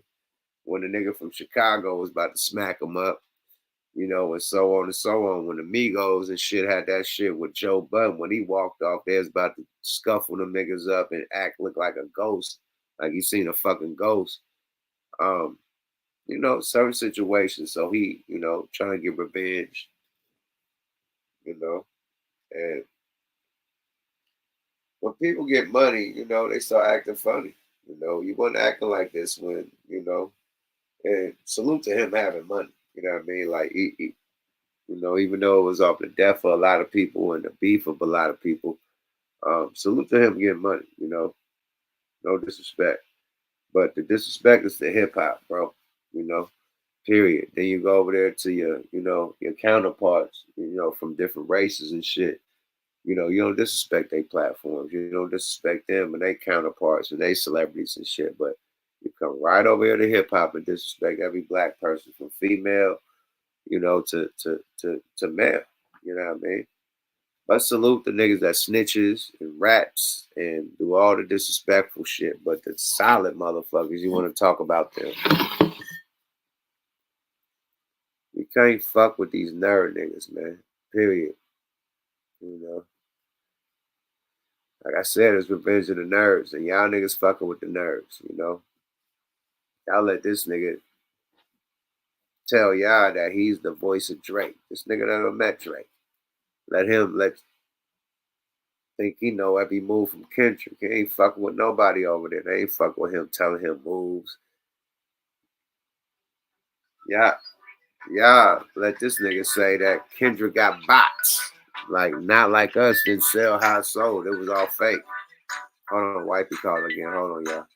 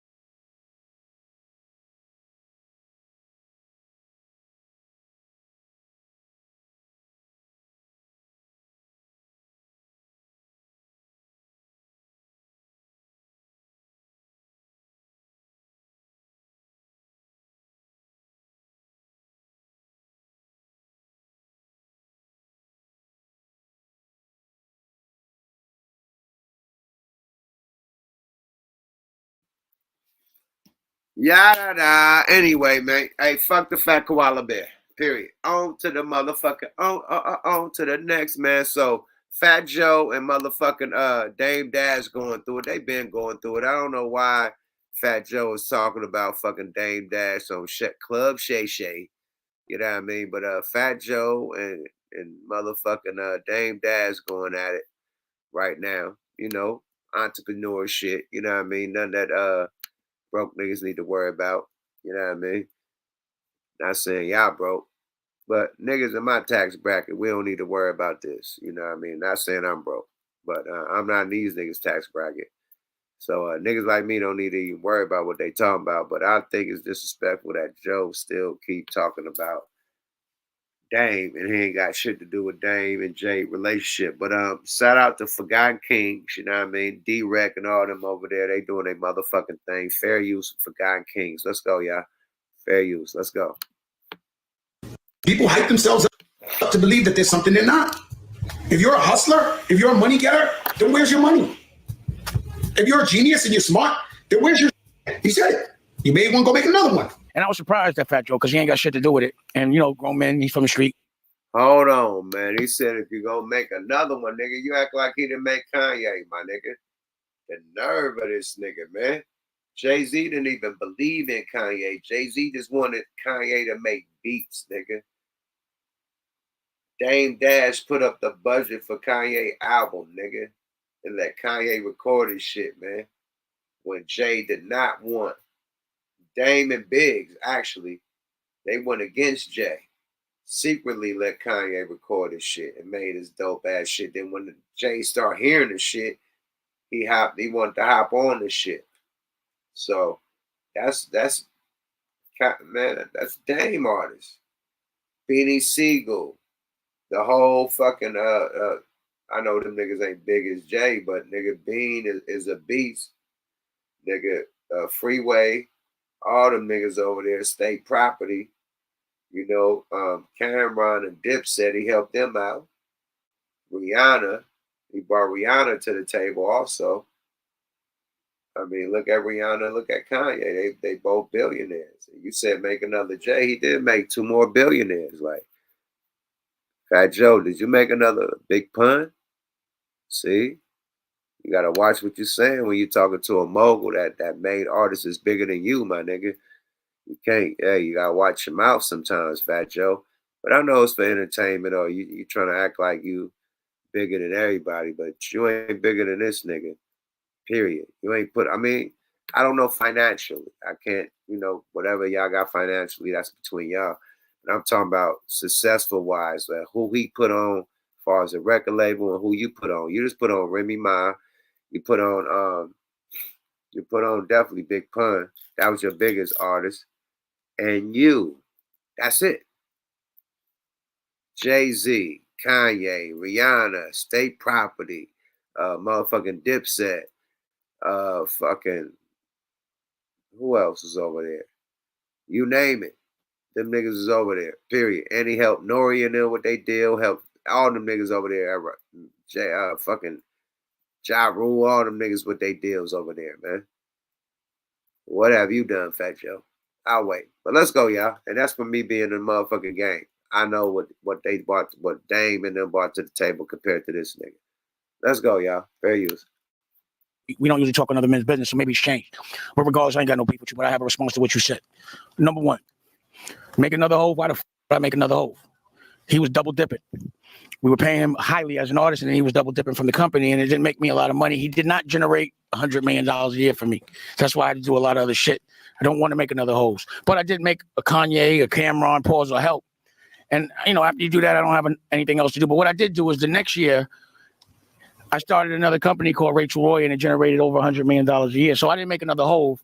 I made another $100 million company. Ooh. But because you don't speak that language, and most people don't, and a lot of what you know is music, if I'm doing something in another language you don't understand, then it doesn't resonate with you. But do the research, look under the hood, and look at the $100 million company with Rachel Roy that I did a year or two right after that. I don't make an artist, I make a company. And then when ouch! Ouch! That hurt. Damn. Oh, shit. I forgot about the Rachel Roy. Oh, my Lord. This nigga Dame, boy. Man, Fat Joe, you gotta watch your mouth sometimes, man. Sheesh. Let's go, y'all. Fair use, man. I forgot about the Rachel Roy, man. Lord, man, let the shit. Leave that nigga Dame alone, man. When you talk that money talk, you gonna talk that money talk, my nigga. Let's go. Fair use. Dame, talk your shit, nigga. Yada da. What I'm doing now, because he was like, yo, where the money at? I ain't going. Number one, to me, it's not a manly thing to ask about another man's money, and other men don't show their money to prove anything to another man. Facts. So it's almost like a mind your business kind of thing. But either way, that's your approach. Go ahead and do that. What's the issue? What's going on with that? I don't have no issue with Dame Dash. I went back to the video. That's why I stopped doing my lives. I went back to see, did I diss him? I didn't diss him. And he took something I had said prior and just accepted that. Mm-hmm. And he said that I said he was delusional. I did not say he was delusional. I just said, I use an example where Jay-Z said in the record, if you made Hove, go make another Hove. Right. And I ain't seen nobody make another Hove. Right. Now, Dame Dash, he has a He's in the point of his life. It's very sad to see what's going on with Dave Dash, right? But sometimes you so smart that you stand in the way of yourself and you block your own blessings. And you just going and going. And he responded to me. So he know what time. Damon Dash, you know what time it is. Like, don't, you know that, right? He could have just, no, but he just know the difference between me and him. Right. Let's be clear. Okay? Come on, Joe. So the way he came at me was for me to respond. And then I felt like this was all a clout. Well, the difference between you and him is that you're assigned to revolt and you ain't said shit about Puff or his case, but you want to talk about Dame Dash. You know, but you say he's too smart and it's an interactive tabs. Okay, got it. But you say he too smart and fucking up his own blessings. What you gotta say about Puff fucking up his blessings? And you're on Revolt TV. We ain't said shit about that. See, you could tell that it's a play. You know what I mean? It's like favoritism. You know, of course you're gonna ride for Jay because that's your homie off top, as you should. But you ain't roll for Puff. That's your homie too. Puff gave you the Revolt deal, paid you a lot of motherfucking money to be at Revolt before he sold the company and you know, got his name up out of there. But gave you and Nori a lot of money. And none of you dudes is talking about it. None of you dudes defending Puff. But you, Fat Joe, want to talk shit about Dame. Dame is not locked up in jail with all these charges, my nigga. But he's the one that fucked up his opportunities because he's too smart. Man, this nigga's crazy, bro. Peep the game. That's unfolding, y'all. Let's go, y'all. Fair use. Oh, clickbait. And it wasn't that serious. I respect him as a brilliant mind. Hear this too, Dave. I respect him as a brilliant mind, somebody who contributed to hip hop so much. And like I said, I'm in positivity. My immediately Fat Joe warrior was to snap back and start. And I realized, like, yo, bro, like, this is the man. He did so much for hip hop culture. I can't drag him while he's. But listen, hold on. That first one, make another Hove. He made Hove, nigga. That alone, like, he didn't make Jay-Z. Like, Jay-Z wasn't rapping like a motherfucking fooshnicken. And nobody wasn't signing this nigga because he was speed rapping. Let's be real. I'm going to break it. Man, let me get the motherfucking screen, Mr. Fat Joe. He made Jay-Z. Nobody was fucking with Jay-Z, man. Jay-Z came with the Hawaiian Sophie shit when Big Daddy Kane and them came. Jay-Z came in the 80s. He was a youngster, but he came in the 80s. And they wasn't fucking with him and it's Hawaiian Sophie. That's who he came with, Jazz and Jay-Z. In the 80s, bruh. They was rapping fast. And after they split up, nigga, nobody was fucking with Jay-Z. Still rapping fast, nigga. Dame Dash, a Harlem nigga, doing all that balling shit, all that shit you see them paid in full. Jay, a Brooklyn nigga. Brooklyn niggas is grimy. That nigga was hanging with a Harlem nigga that bought all that boss balling shit and Rolexes and motherfucking platinum. That's a Harlem shit, uptown shit. That ain't Brooklyn shit. Brooklyn niggas mask up and rob niggas, man. Real talk. At that time, back in the day, I don't know about right now, but back in the day, they say Brooklyn is the space to be right now. But back in the day, in the 80s, nigga, you'll get robbed out there in Brooklyn. But Harlem was where you stunt, where the ballers was at, right? Dame from Harlem. All that bullshit, Papa Cristal shit, that's Dame and them, man. What them niggas is called? Some boys, some niggas, what them niggas is called that Dame had. His crew. Come on, man. That nigga's in the original flavor, all that shit, man. Nobody was signing Jay. They went to Def Jam, nigga, with like a 900,000 in a paper bag, nigga. Paper bag trying to sign a Def Jam. Def Jam wouldn't sign that nigga, man. They had to go to the West Coast and get signed to Priority fucking Records. And that's after they made singles and shit and got a buzz, you know, with the motherfucking Feeling It and the motherfucking Ain't No Nigga. Then they got signed But nobody was fucking with Jay-Z. Dame had that nigga back. Dame was pushing that line for that nigga, man. So what you mean make another Jay-Z? He made Jay-Z the biggest nigga in the game right now. When nobody would fuck with him. When they were trying to pay Def Jam $900,000 to sign a nigga, they wouldn't sign him. Let's stop playing, man. I know the game. Yeah, they invested in that nigga, his image, and the lifestyle, everything. Them nigga rapping about what Damon was doing. Now what, man, come on, man. Let's stop playing, man. And he was wiggling. He was out there wiggling. But that fly shit came from Harlem, nigga. Not from Brooklyn. Let's go, y'all. Down or I can't. That's just not in me. You know what I mean? So I stepped to the side. I let him go at me, take some shots. I was like, all right, Dame, cool. You know what I'm saying? But, you know, it's sad to see where he's at right now, to be honest with you. And I don't know where he's at, but it's sad. Shannon Sharp asked the question, and it just seems like I kind of hurt Shannon Sharp's feelings when I did his show so long ago. And it did well, but I didn't have it. And it just seems like he continues to ask questions so that people talk about me. I don't know if my name is trending or it's because that's clickbait, but I do believe if he's going to ask people questions about me, then he should be able to ask me the same questions about what they're saying. And there's an open line of communication. And our deal was when he interviewed me, I always make a deal if you're not paying me or paying the company that you have to do a swap.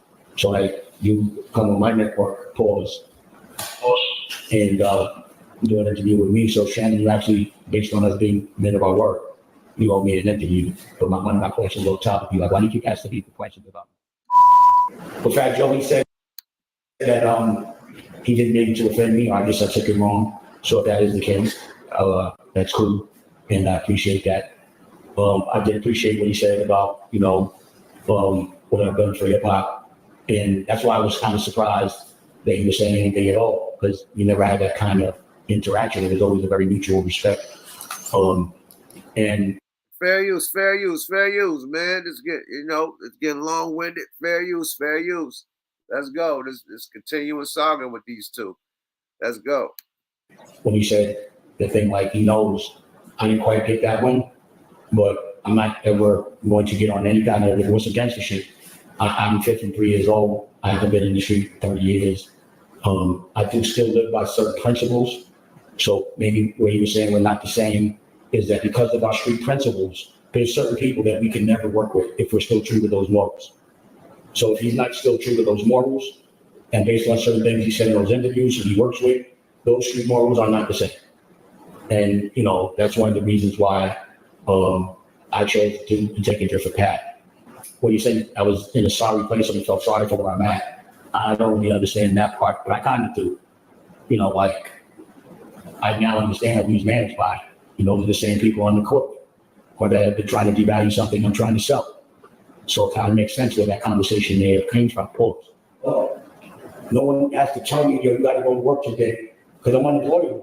No one could pay me the amount of money I owe in taxes. I'm the only one that can make that kind of bread. But what's the big deal? That was a tax in 2007.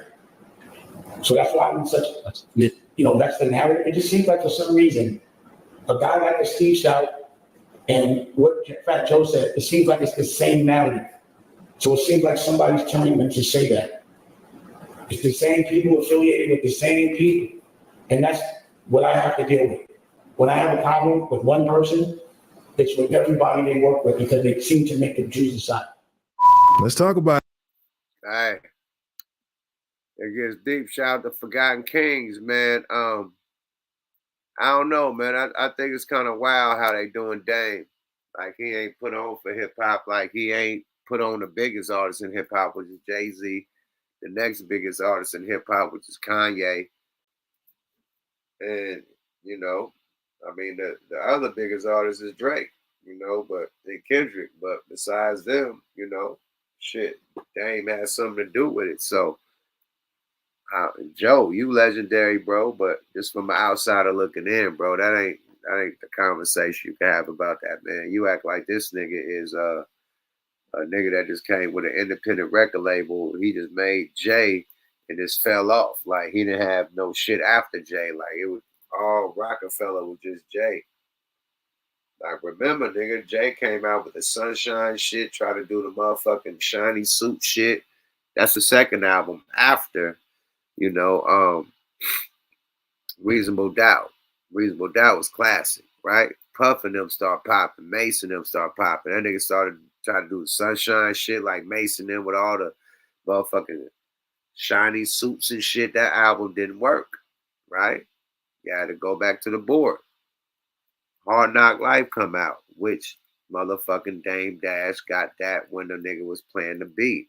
Dame Dash told the nigga, I want that beat redone. So even they top hit, Dame Dash was the nigga that got the DJ that was playing that and said, hey, I need that beat. And they made the beat. And boom, Jay rapped on it, and that became their biggest hit, you know, to start the new era of Jay-Z. So Dame and them had a lot to do with Jay, man. Period. That liquor deal, you know, the first one, the Armadale that came through Dame, the clothing line. Jay didn't want to do a clothing line. That came through Dame.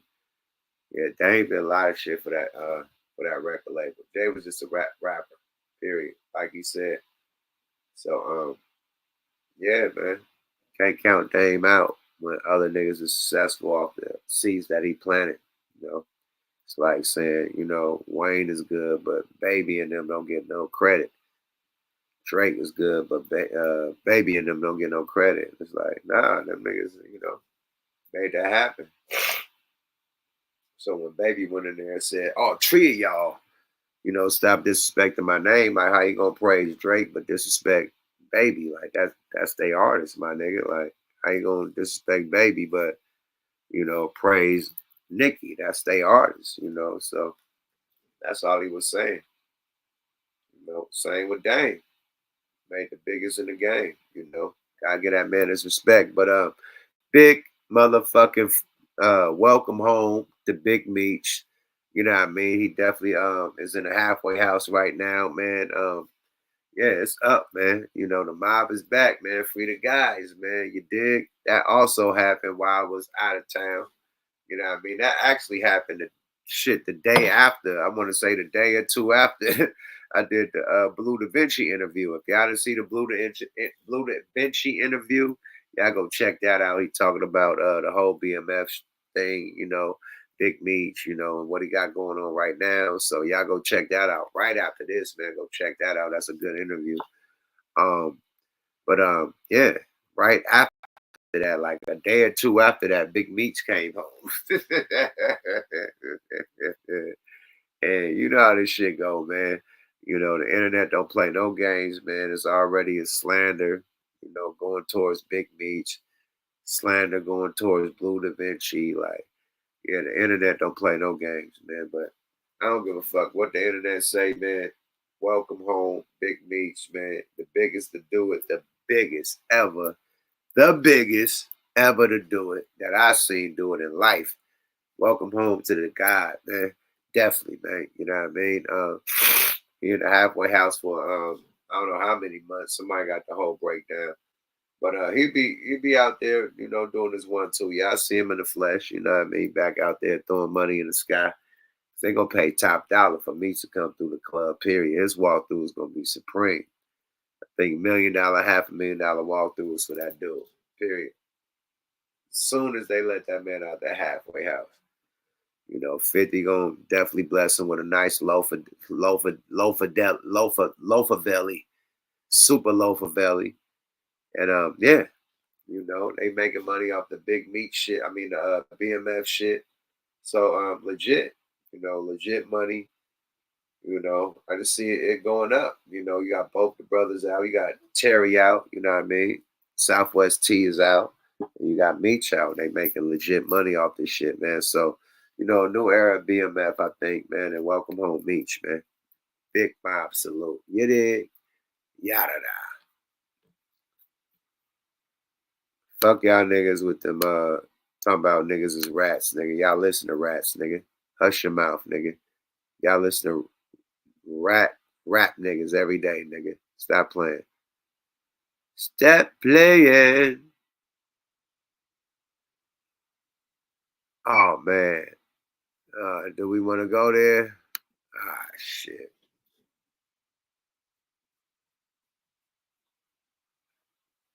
I don't know, man. Do we want to go to some tin hat shit, or do we want to get really just keep it entertainment wise? You know what I mean?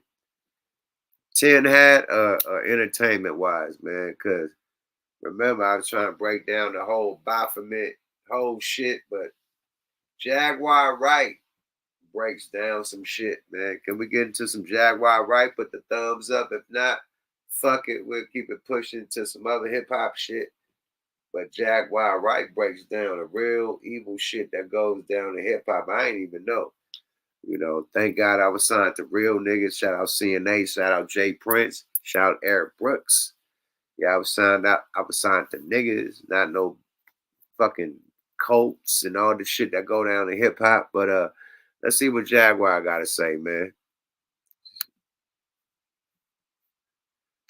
She's a wild animal. That's a wild feline. Let's see what Jaguar Wright gotta say, man. She be wild, D. But let's see. She feel like, I mean, she's kind of hurt from this one. You know, I don't know. This one kind of let's get it. Let's see what she gotta say. Let's go about the Baphomet. Let's go, y'all. Fair use. Can you tell the people about your tattoo? I find that very interesting. My star? Yes. It's a cover up. What's on the cover? What was before it the covered cover up the goat's mask that sat at the top of my spine. What is that? It was a Baphomet. And for the people that don't know what that is, can you explain what that is? It is a symbol that you are protected by the devil and that you are one of the devil's own. No different than Black China had. Right. And what made you get this tattoo? And that you are one of the devil's own. No different than Black China. Look at that symbol, right? What is that a tranny? Is that a transformer? Peep the symbol. That's a transformer, right? Now peep what the world is becoming right now. So sexualized, so transformer, so more than meets the eye. But look at that. Ain't that more than meets the eye? That symbol. It got titties, it got a head, a goat head, so it's a man and a woman all in one, right? That's their Lord. That they trying to do all this shit for, all the fucking rainbow bright shit that they got in our schools. They got motherfucking transformers coming to our schools doing elementary, dancing and prancing around elementary and shit because of this. Peep what their God is. You know, real God ain't allowing no shit like this in schools, in elementary schools, right?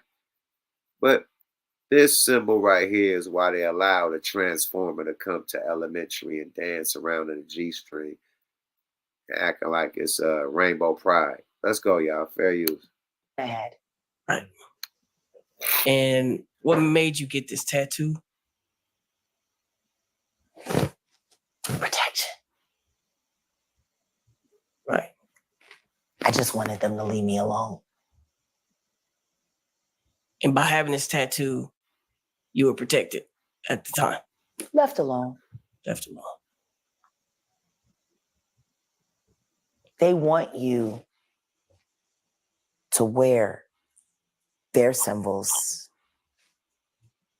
People don't understand that all of these things have a much greater meaning. They want you to feel loyalty. They want you to show the rest of the world that you believe in what they believe in. Right. They tag us.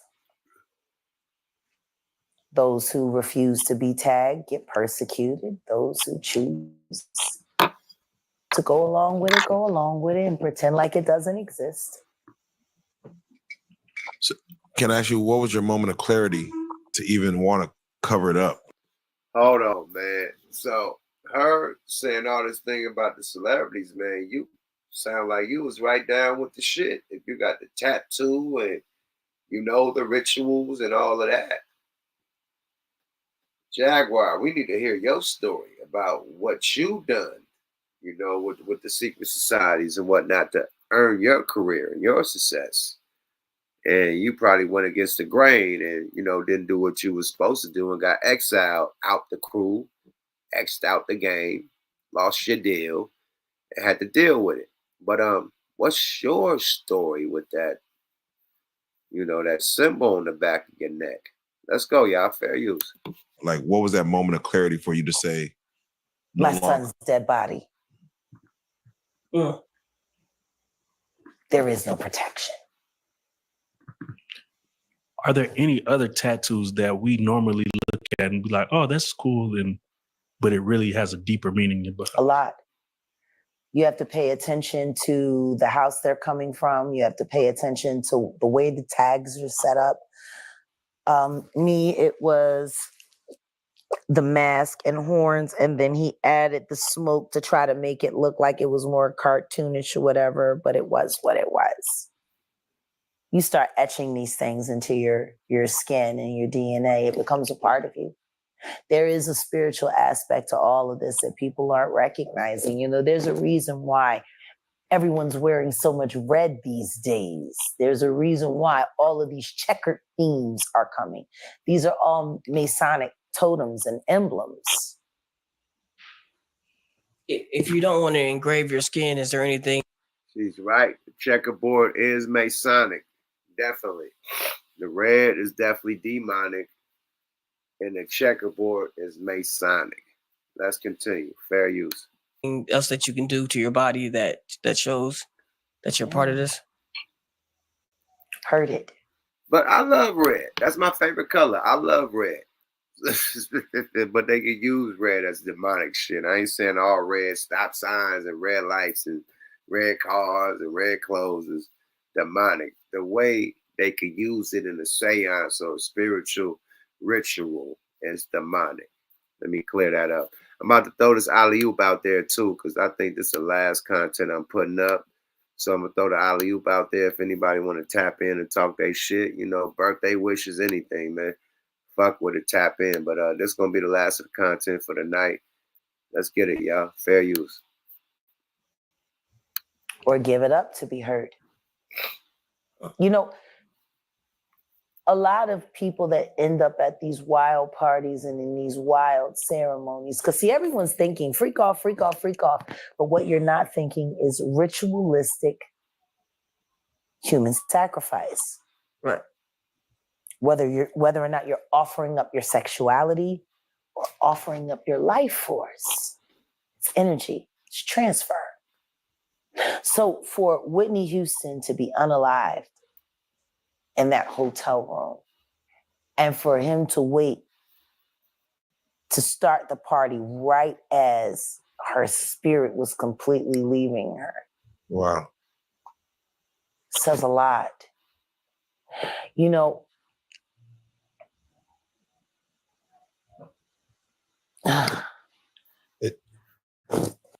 And Jack, what I was gonna say was nah, you gotta land on that. She died at the Beverly Hills Hotel, the same spot where they had the party at. She died the night of the party, and I mean unalived the night of the party. And they continued the party. Like if Whitney Houston died, you supposed to shut that whole party down. Like, oh, party over, you know, artist died outside the hotel, you know, we'll reschedule to another day. Nah, party went on. So she's absolutely right. And I don't know why the record label owners, I ain't gonna say no names, had continued to have the party, or the you know, whatever the award, you know, people were. Why they continued the party with the death of Whitney Houston right upstairs happening at the same time. She's, you know, they say she's, you know, ain't got it all, but she talking that shit, you know. We don't know if that was a ritual, allegedly, sacrifice, allegedly, or just fuck it. The party goes on. You know, one monkey don't stop the show, allegedly. Let's go, y'all. Fair use. And even in the Piers Morgan interview, he was asking about what happens at. One more thing, or a money grab. Let's go, because you know the masters and you know that music was worth a lot of money. So we don't know what it was, man. Allegedly, fair use, y'all. Let's go. These parties, you know, we've seen visual evidence to where, you know, again, Nature Boy is locked up for life, but he himself had visual evidence of him wanting to take advantage of a woman or make love or whatever you want to call it, while other women are dancing in the ritualistic dance around them. These are all like, spiritual you see seances. You got to understand these are practices that have been around long before they started choreographing society. We're talking about thousands and thousands of years. Things were happening here. It wasn't until the past 500 years that the world has gotten caught up into such wild, like nothing. Oh no, that's not real. That's fake. That's not real. It's programming though. They started Very giving much us so. MK Ultra. Cloning. Whether they're cloning consciousness or literally cloning physical body. And now we know they're capable of doing both. Woo! She talking some shit. Hey, y'all say she crazy? She talking some shit. Because we know it's human cloning. That's not allegedly. I mean, I don't know. Let's say animal clone. You know, let's say it's animal cloning. We know that for sure. Hey, shit. She talking her shit. Allegedly on a human cloning. I ain't never seen a human clone in real life, but Lord have mercy. The shit gets deep. Let's go, y'all. Fair use. You know, we got movies called Invasion of the Body Snatchers. yes. Prepping. They're only prepping our minds for what's You got really TV shows like The Walking Dead. Right. Like, is nobody paying attention to the fact that that show started in Atlanta, in the city of Atlanta, where the CDC is? Yes. And there was a major outbreak. Apparently, there was a vaccine that had mutated, and then it turned everybody into this. Now, here's my thing, right? And, you know, this is the part about. You know what, Playboy? You got a lot of followers, but I don't want to hear what you think. We heard what Jaguar had to say, and we're done. Thank you, sir. Appreciate the content. Good night, buddy.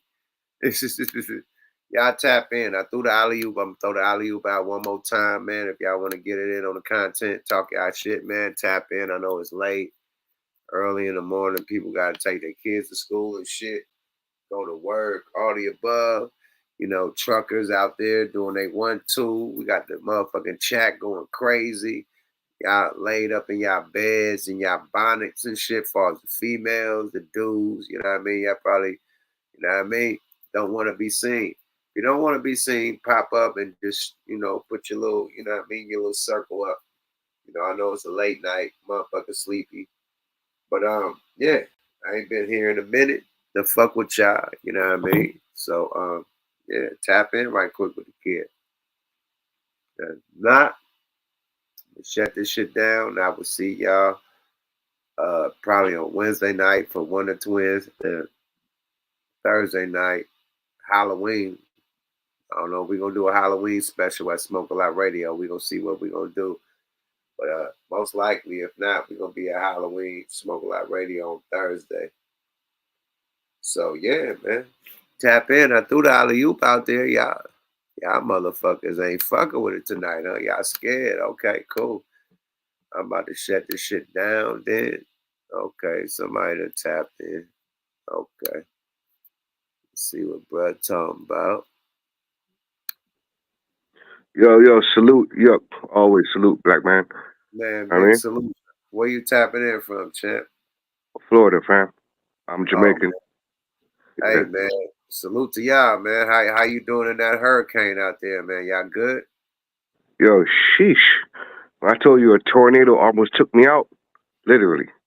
Oh, man, God bless, man. God bless you, my G. Always, always, always praise to the Most High. You know what I mean? Because guess what? Just never know when it's your time. You know what I mean? So the sidebar on that shit, right? I've seen your art skills, and I think I'm drinking. I just came off of work, 15-hour day, everything. So it's out real quick, right? Even with the whole Walking Dead shit, right? A lot of shit that we see on TV today is being built on comic books in the sense where, or even books, fictional books. Can't even say comic books, right? So that whole shit about the Walking Dead was a Marvel comic book. The zombies, that whole fucking ideology has been around for the longest. You know what I'm saying? And I think those who know. The thing is, my brother. Go ahead, bro. What part of Florida do you live in? Are you in a suburban area or are you in an urban area? All right, so I grew up in Miami-Dade. I did what I had to do to make a better life for myself. I'm in the suburbs right now. Okay, so when you was in Dade County, right? Yes, sir. People, overdosing from crack, heroin. Now the new shit is, fentanyl and meth and shit and opioids, right? So I don't know if you've been outside lately, but me just driving through traffic, you got motherfucking opioid heads and dope fiends like walking around on all fours like animals, shutting down traffic. Like they're a dog and growling and yelling and shit like a motherfucking animal, And so walking zombies, this shit is happening in real life right now with the drugs. You know what I mean? So yeah, I can't dispute that. Yeah, so I done seen this shit in person. Like, yeah, it's walking zombies out there. These new drugs, it ain't like the crackheads. Crackheads will walk down the street, do a couple dance move, boogaloo, like, hoo. Like, it ain't motherfuckers walking on all fours like a fucking animal and growling and barking and shit. Like, it's some. And that's a whole fact, because me being an 80s baby, crackheads that we were associated with, not calling myself a crackhead, but let's just say just being on the block back in the 90s, I could give a crackhead a 20 and say, go snatch me a TV. I was about to say, crackheads was the best thieves, but they used to come through with you know what I'm saying? That was a lick. That was a lick. Let's not forget about the dope fiend rentals. They come through with a car, like they give you a car for some crack. Motherfucker for a couple days, just bring it back right here and give me some more crack. Hey, that's the deal with me, nigga.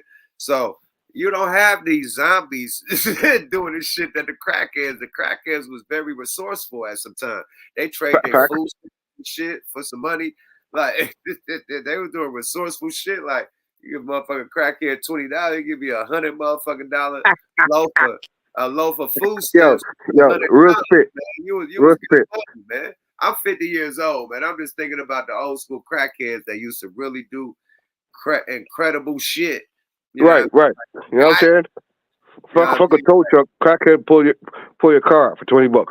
All right, I'm say them niggas build an engine, nigga. Your engine fucked up, boy. Put that crackhead up under that engine, boy. Get that nigga two hover rocks. You feel me? Motherfucker, fix your whole exhaust, nigga, transmission. Yuck. You know what's crazy? Brand new, nigga, in 2 hours. Yuck. You want to hear what's crazy? That was universal at our time, at that age. Us coming from that era, that was universal. So now we're adapting. You know what I'm saying? To a new generation of kids, a new generation of the street game, a new generation of everything. You know what I mean? So yeah, it's a new generation of dope fiends and they fucking zombies, nigga. Period. It's crazy. It's the Walking Dead, like she said. Like niggas be trying to paint Jaguar white like she crazy, but she be talking some real shit. And salute, she was just on my brother's show, man. Corey Holcomb, man, my big bro Corey Holcomb, 5150. She was just on his show talking that shit. You know what I mean? And she wasn't like, she just talking shit that everybody know. You know what I mean? And heard about. She ain't talk like MK Ultra. Everybody done heard about that.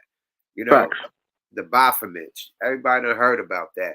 Mason with the checkerboard shit with the Masons. Everybody done heard about that. So the shit she dropping is knowledge that everybody know about. You know what I mean? Now, what she's saying about these celebrities, I don't know if it's true. You know what I mean? But she's been around these celebrities, so it may have some truth to it or not. We don't know. But Right. as far as the other games she dropping, as far as the industry being controlled by this, that, and the third, she dropping some jewels, you know? And I'm not denying that. The validity is there. Definitely there. And that's universal. You know what I'm saying? That's universal. I agree with you. You know what I mean? But there's some things I could be objective to. You know, it's okay to have my own opinion, just like you can have your own opinion because we're all men. You know what I mean? Right. As far as certain things, sometimes I think Jaguar is reaching, but yes, I can agree to disagree and say she's reaching with certain things, but I would say 60% I'm on her side by saying salute to that sister for even having the fucking enough balls, pause, more than some of these niggas out here just to fucking have the nuts to say what she got to fucking say. And that's just universal wise, you know what I'm saying? Because I think Go ahead, it's brother. people that's really going through the shit she talking about that's not speaking up. You know, you Mm. got the people like all the young, you know, white actors, and you know what I mean, when they was kids, they talking about all the shit they went through as far as the game. You know what I mean? And this before hip hop. You know what I mean? And they talking about the shit they went through, like the nigga from Lost Boys and all them dudes. You know what I mean? Like them dudes went through some shit. You Yo, know, fact. they Fact. talking about it. That's before hip hop, so it has been going on in the game allegedly.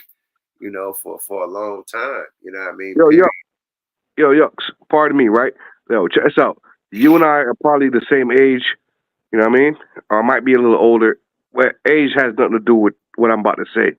We have seen a constant trend, whether from the Walt Disney age, especially now in the age of hip hop, we have watched hip hop or even entertainment changed so much to the point where, remember back in the days, Reagan and then people's like, you don't even want the people, they people listen to fucking rap music. And now we have watched rap music in itself, hip hop, fucking shit. Hip hop is fucking people's parents these days, yeah? Which is crazy. Like I came up from Atari days type of shit. Right? Right. But at the end of the day, like, what does that have to do with what Jaguar is saying? Like, at the end of the day, all music influence. Like from the jazz days, like you had Get Up, Stand Up with Bob Marley Right. and them. Like all music influence, and that was from the civil rights days. So you know, like all that type of music influenced the Black Panthers in a positive way. You know, influenced people to protect themselves and shit when they was getting harassed by different races and sprayed by water cannons, and sicked on by dogs and Absolutely. mistreated. So, they started protecting themselves. But songs like that made them, revolutionize and rise up, and stop dealing with the bullshit. So I think the jazz pain out. hold on, the jazz My music bad. was the voice, and the blues music was the voice of when Martin Luther King and then was getting down, and Malcolm X and then was getting down. It was the same type of shit. So it was more different than right now. It's a negative influence, you know what I mean? But all music has an influence, like even rock and roll and pop music, like rock and roll, like a lot of that shit had people, worshiping the devil and shit, you know what I mean? And satanic shit and commit, suicide allegedly, all types of shit, you know what I mean? So all music influence, my nigga, not just rap, you know? Absolutely. I think the point I was trying to make real quick is that sometimes, especially now with the internet and the whole social media platform, which has only been prevalent for the last 20 years, right? From MySpace moving up, fucking Yahoo moving up as we move along. At this point, as an older man, I don't know who the fuck is clout chasing and who really means what they, you know what I mean? Like, who really wants the best for us as a people? Because like, hold on. All these niggas on go the ahead, internet is clout chasing, bro. Period. A lot of go ahead. people on the internet is clout chasing. You know what I mean? But the ones that they trying to silence, that's the ones you gotta watch for. So if Jaguar Wright did an interview on Morgan Pierce and a cease and desist got sent, then watch what she's talking about. Because it gotta be some type of truth to what she's saying. You know what I mean? For motherfuckers to send some shit, I don't know. A lot of people say shit about celebrities and nobody like get it taken down. So for her shit to get taken down, that must have, I don't know. A hurt dog on Yale. You know what I mean? And you could throw a rock in the sky and a pack of motherfucking wolves, and that shit hit that dog. So a hurt dog on Yale, my nigga. Facts. Okay, so even with Charleston White, started interrupt you. Even with Charleston White, right? Even though Charleston White is known for doing some fucking outrageous shit, especially in the black community where he was talking, he still had a point. No, but when he talk truth, like when he talking shit about the community, but when he just rambling about these celebrities and disrespecting and shit, that ain't, there ain't no truth to that. He don't know these niggas. He don't know their politics. Like, just because you been shitted on niggas and made a career out of that, that don't mean you know what this rapper is going through, that rapper going through, the politics in this neighborhood, that city, this state. Just because you in Fort Worth, Dallas, and what I mean, you can shitted on niggas from the West Coast and made a living. That don't mean, every politic that's going down with every gang, every different city. You don't know, my nigga. And they throw that nigga up there and he talk shit and act like he do know, but he just know the same shit we know. We done seen the same shit he seen. But he get up there and talk shit about it and disrespect motherfuckers and so it's entertainment with him. He already said that he entertainer. So I take this entertainment satire. I don't take him serious, Yeah, because he's being facetious and everything, but could I not say the same for Jaguar White? Because there's proven points of her on YouTube, which she's been prevalent on. She done fucking smoked her son's ashes, right? Because let's just say we're both intelligent, right? Common sense is not that common, and on YouTube, it's for entertainment purposes only, right? So, me being me, no entertainer is going to dictate my life that I have to live. Neither is a politician. You know what I'm saying? So at the end of the day, I have to, at some point, differentiate what I would consider to be something that a code that I can live by, or a code I can't live by. You know what I mean? So at the end of the day, I could say everybody's full of shit, but at the same time, I have to reap and gather certain information. That's the difference between being intelligent and having common sense. Because I could listen to the media all I fucking want, the news channels, the music, but I gotta sustain and reciprocate the information that's valuable to me. Well, look, you know what I'm saying? I agree with that, right? I agree with that. Now, look, Corey Holcomb made a great comment when he did an interview with Cam Newton. Fuck what we looking on social media and on YouTube and on X. Shit, look what's on television. Have you seen CNN lately? Have you seen ABC lately? CBS? Man, they all are lying for these two candidates. Lying like a motherfucker. Greasy lies. Like lies. You're like, come on, my nigga. They really said that she wasn't the border czar, my nigga. Like, oh no, she never was the border czar. Like, whoa, since when? Like, they're lying out their motherfucking teeth on television, my nigga. Not on social media, not on Facebook, on CBS, on fucking CNN. CNN. Facts. Lying, my nigga. So if they can lie on fucking television, which Corey said it's called Tell-Lie Vision. Richard, there you go. Talk that shit. Vision. They telling fucking lies on television, my nigga. Right. So if they telling lies on television, you gotta take it for what it's worth, my nigga. Niggas is lying everywhere, man.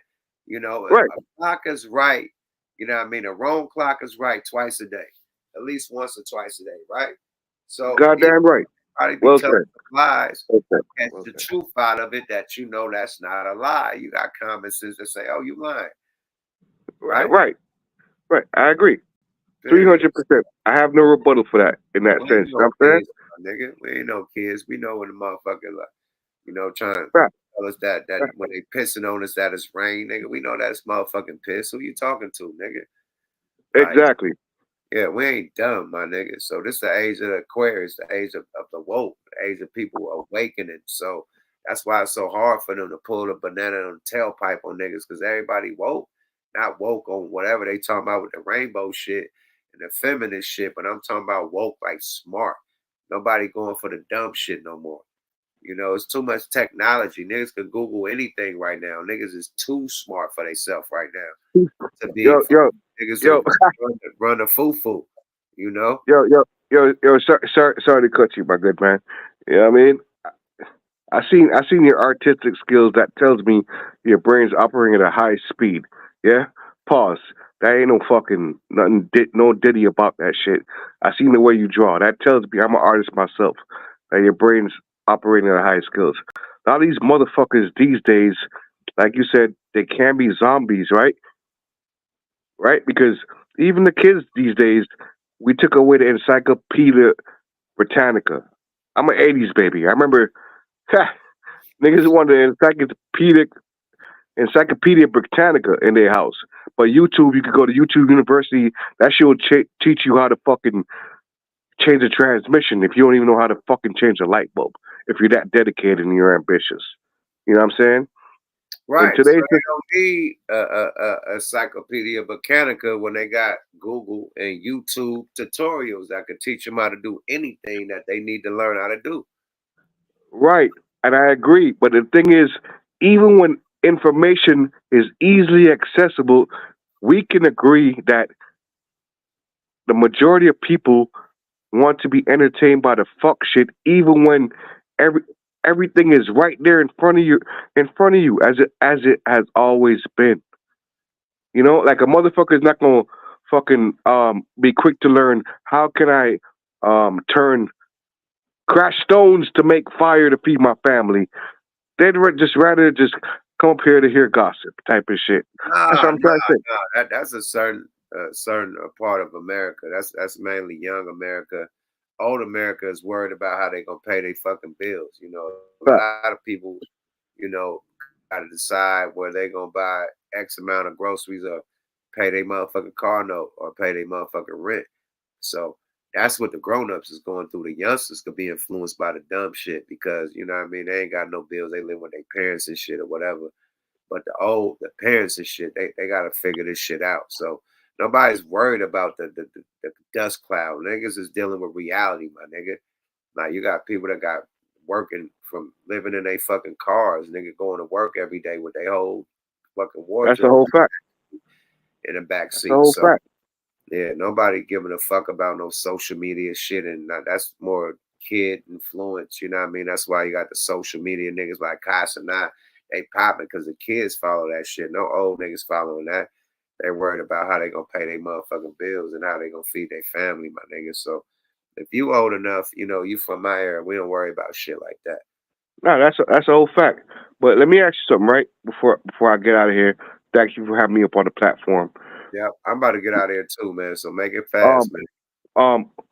Why is it that there's been in the past decade the trend of taking down the black celebrities or the black powerhouses that us coming from nothing, because black people haven't been free for that fucking long.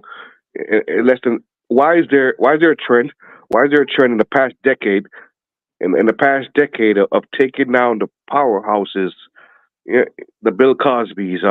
Now we're seeing P. Diddy being humiliated publicly. R. Kelly. Everybody that reached. We ain't talking about no fucking the small hat level.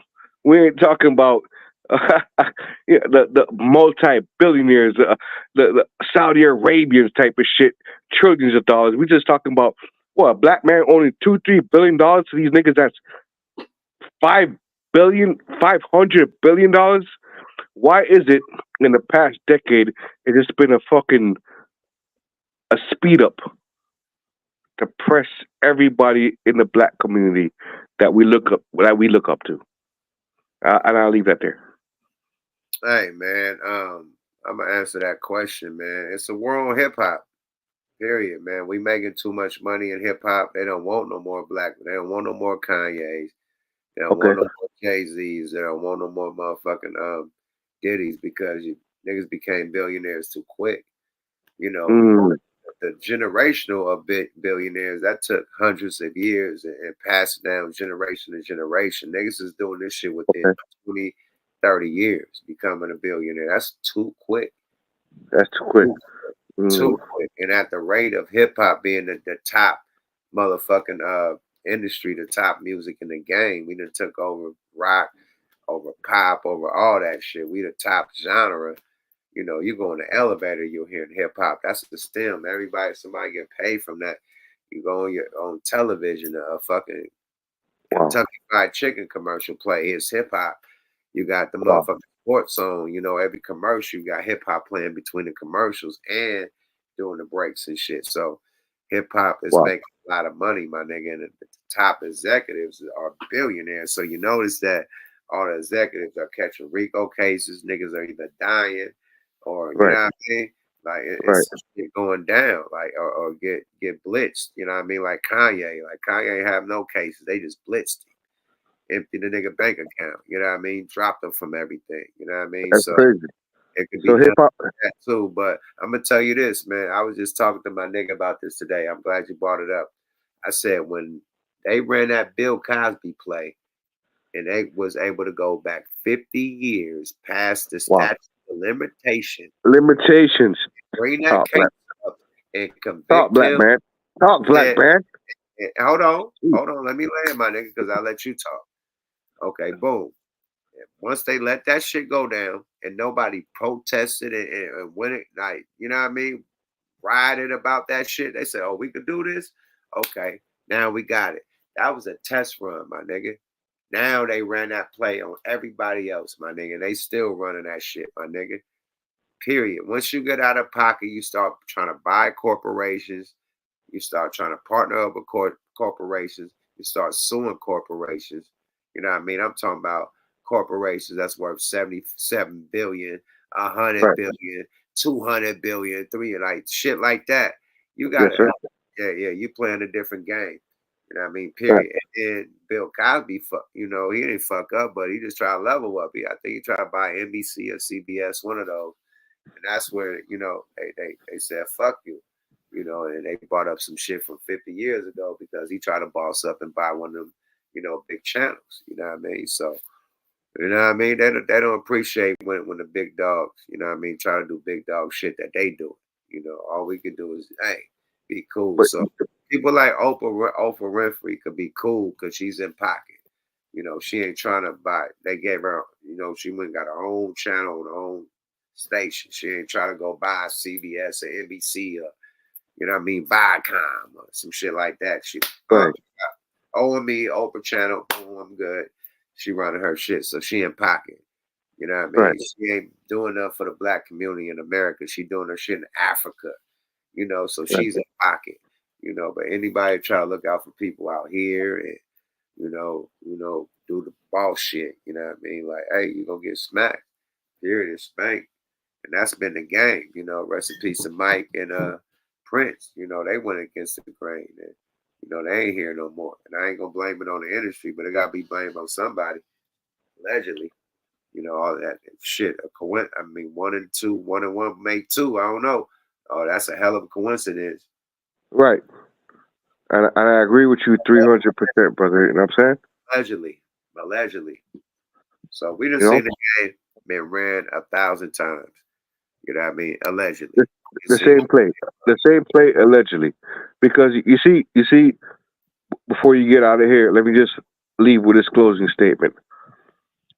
Whether it's 2024, 1904, 1804, 1504, black people and when I say black people, your nationality has nothing to do with your ethnicity. Yeah, but the black man's the black man. Hold on. The black man's ambition, which is embedded in our DNA. It don't matter how much you try to shove us down. If you give us a chance to work, we're going to build ourselves up and we're going to shine. Ambition, that's what makes us shine. That's what makes us glow. Our ambition. Because eventually, we're going to rise. No, but the struggle creates ambition and creates grind. You know, like, yeah, the struggle creates the hustle, my nigga. Like a nigga that got a silver spoon got a hustle bone in his body. So the struggle creates the hustle. So the struggle created what we got right now, the rose that grew out of the concrete. You know what I mean? Which is the black rose that grew out of concrete, which is us. You know, but I also want to continue with that and say that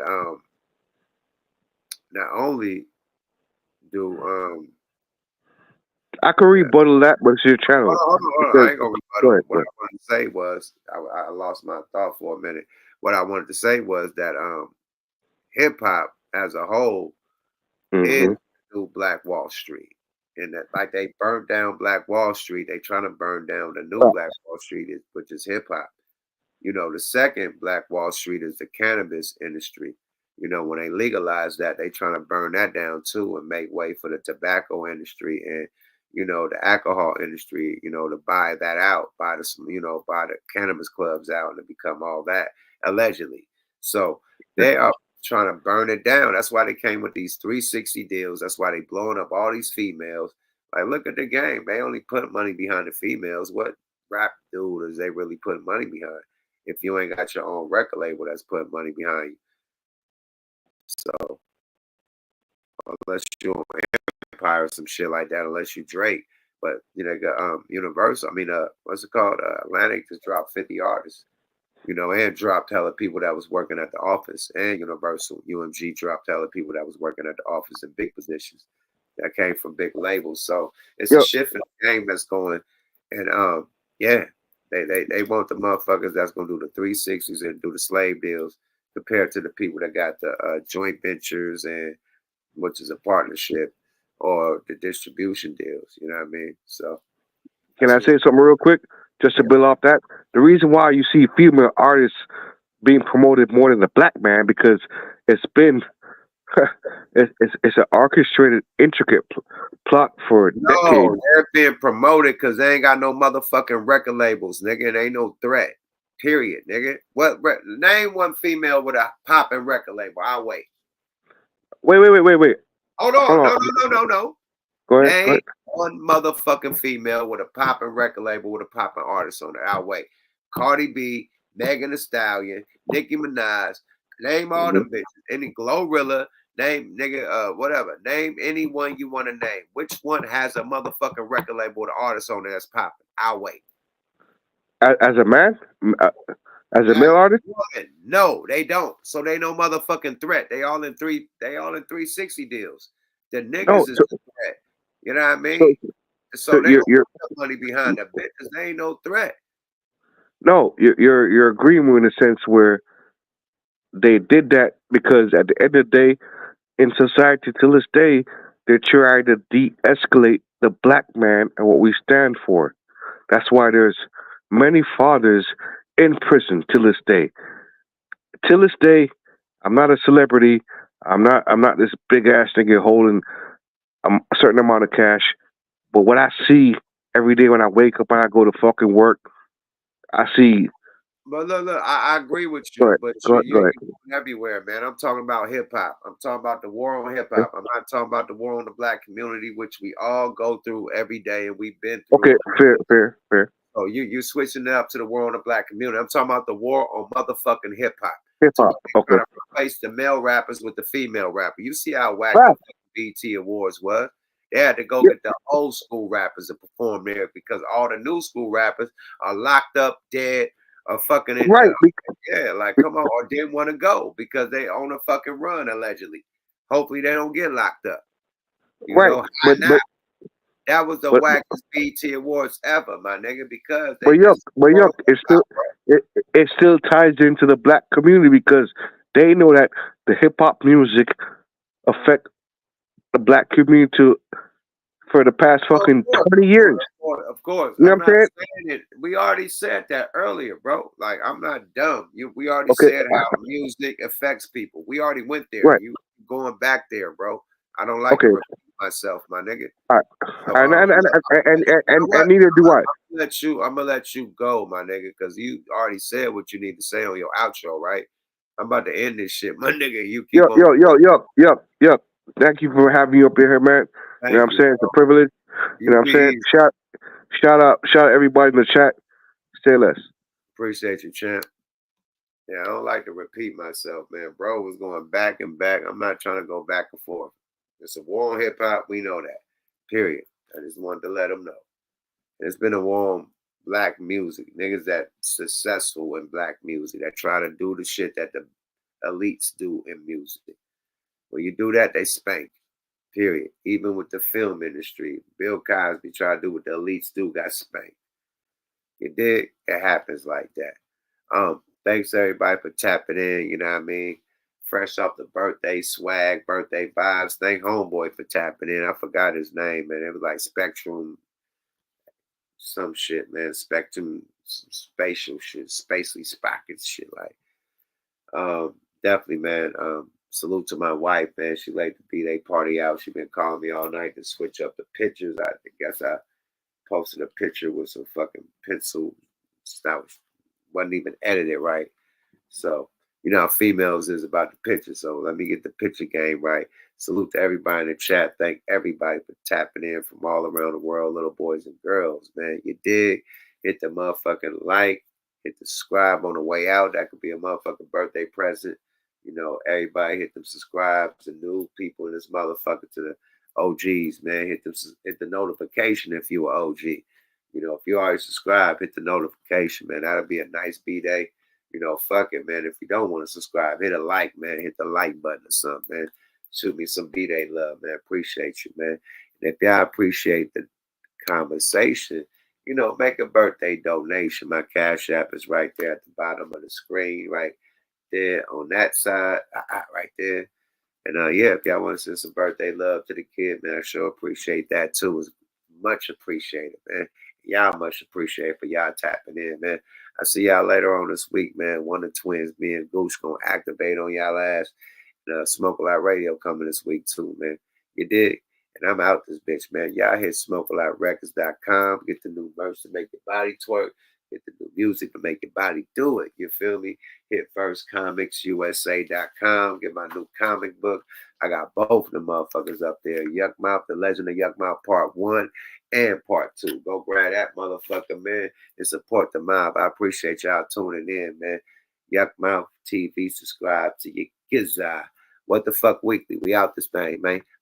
Bye-bye now. Bye-bye.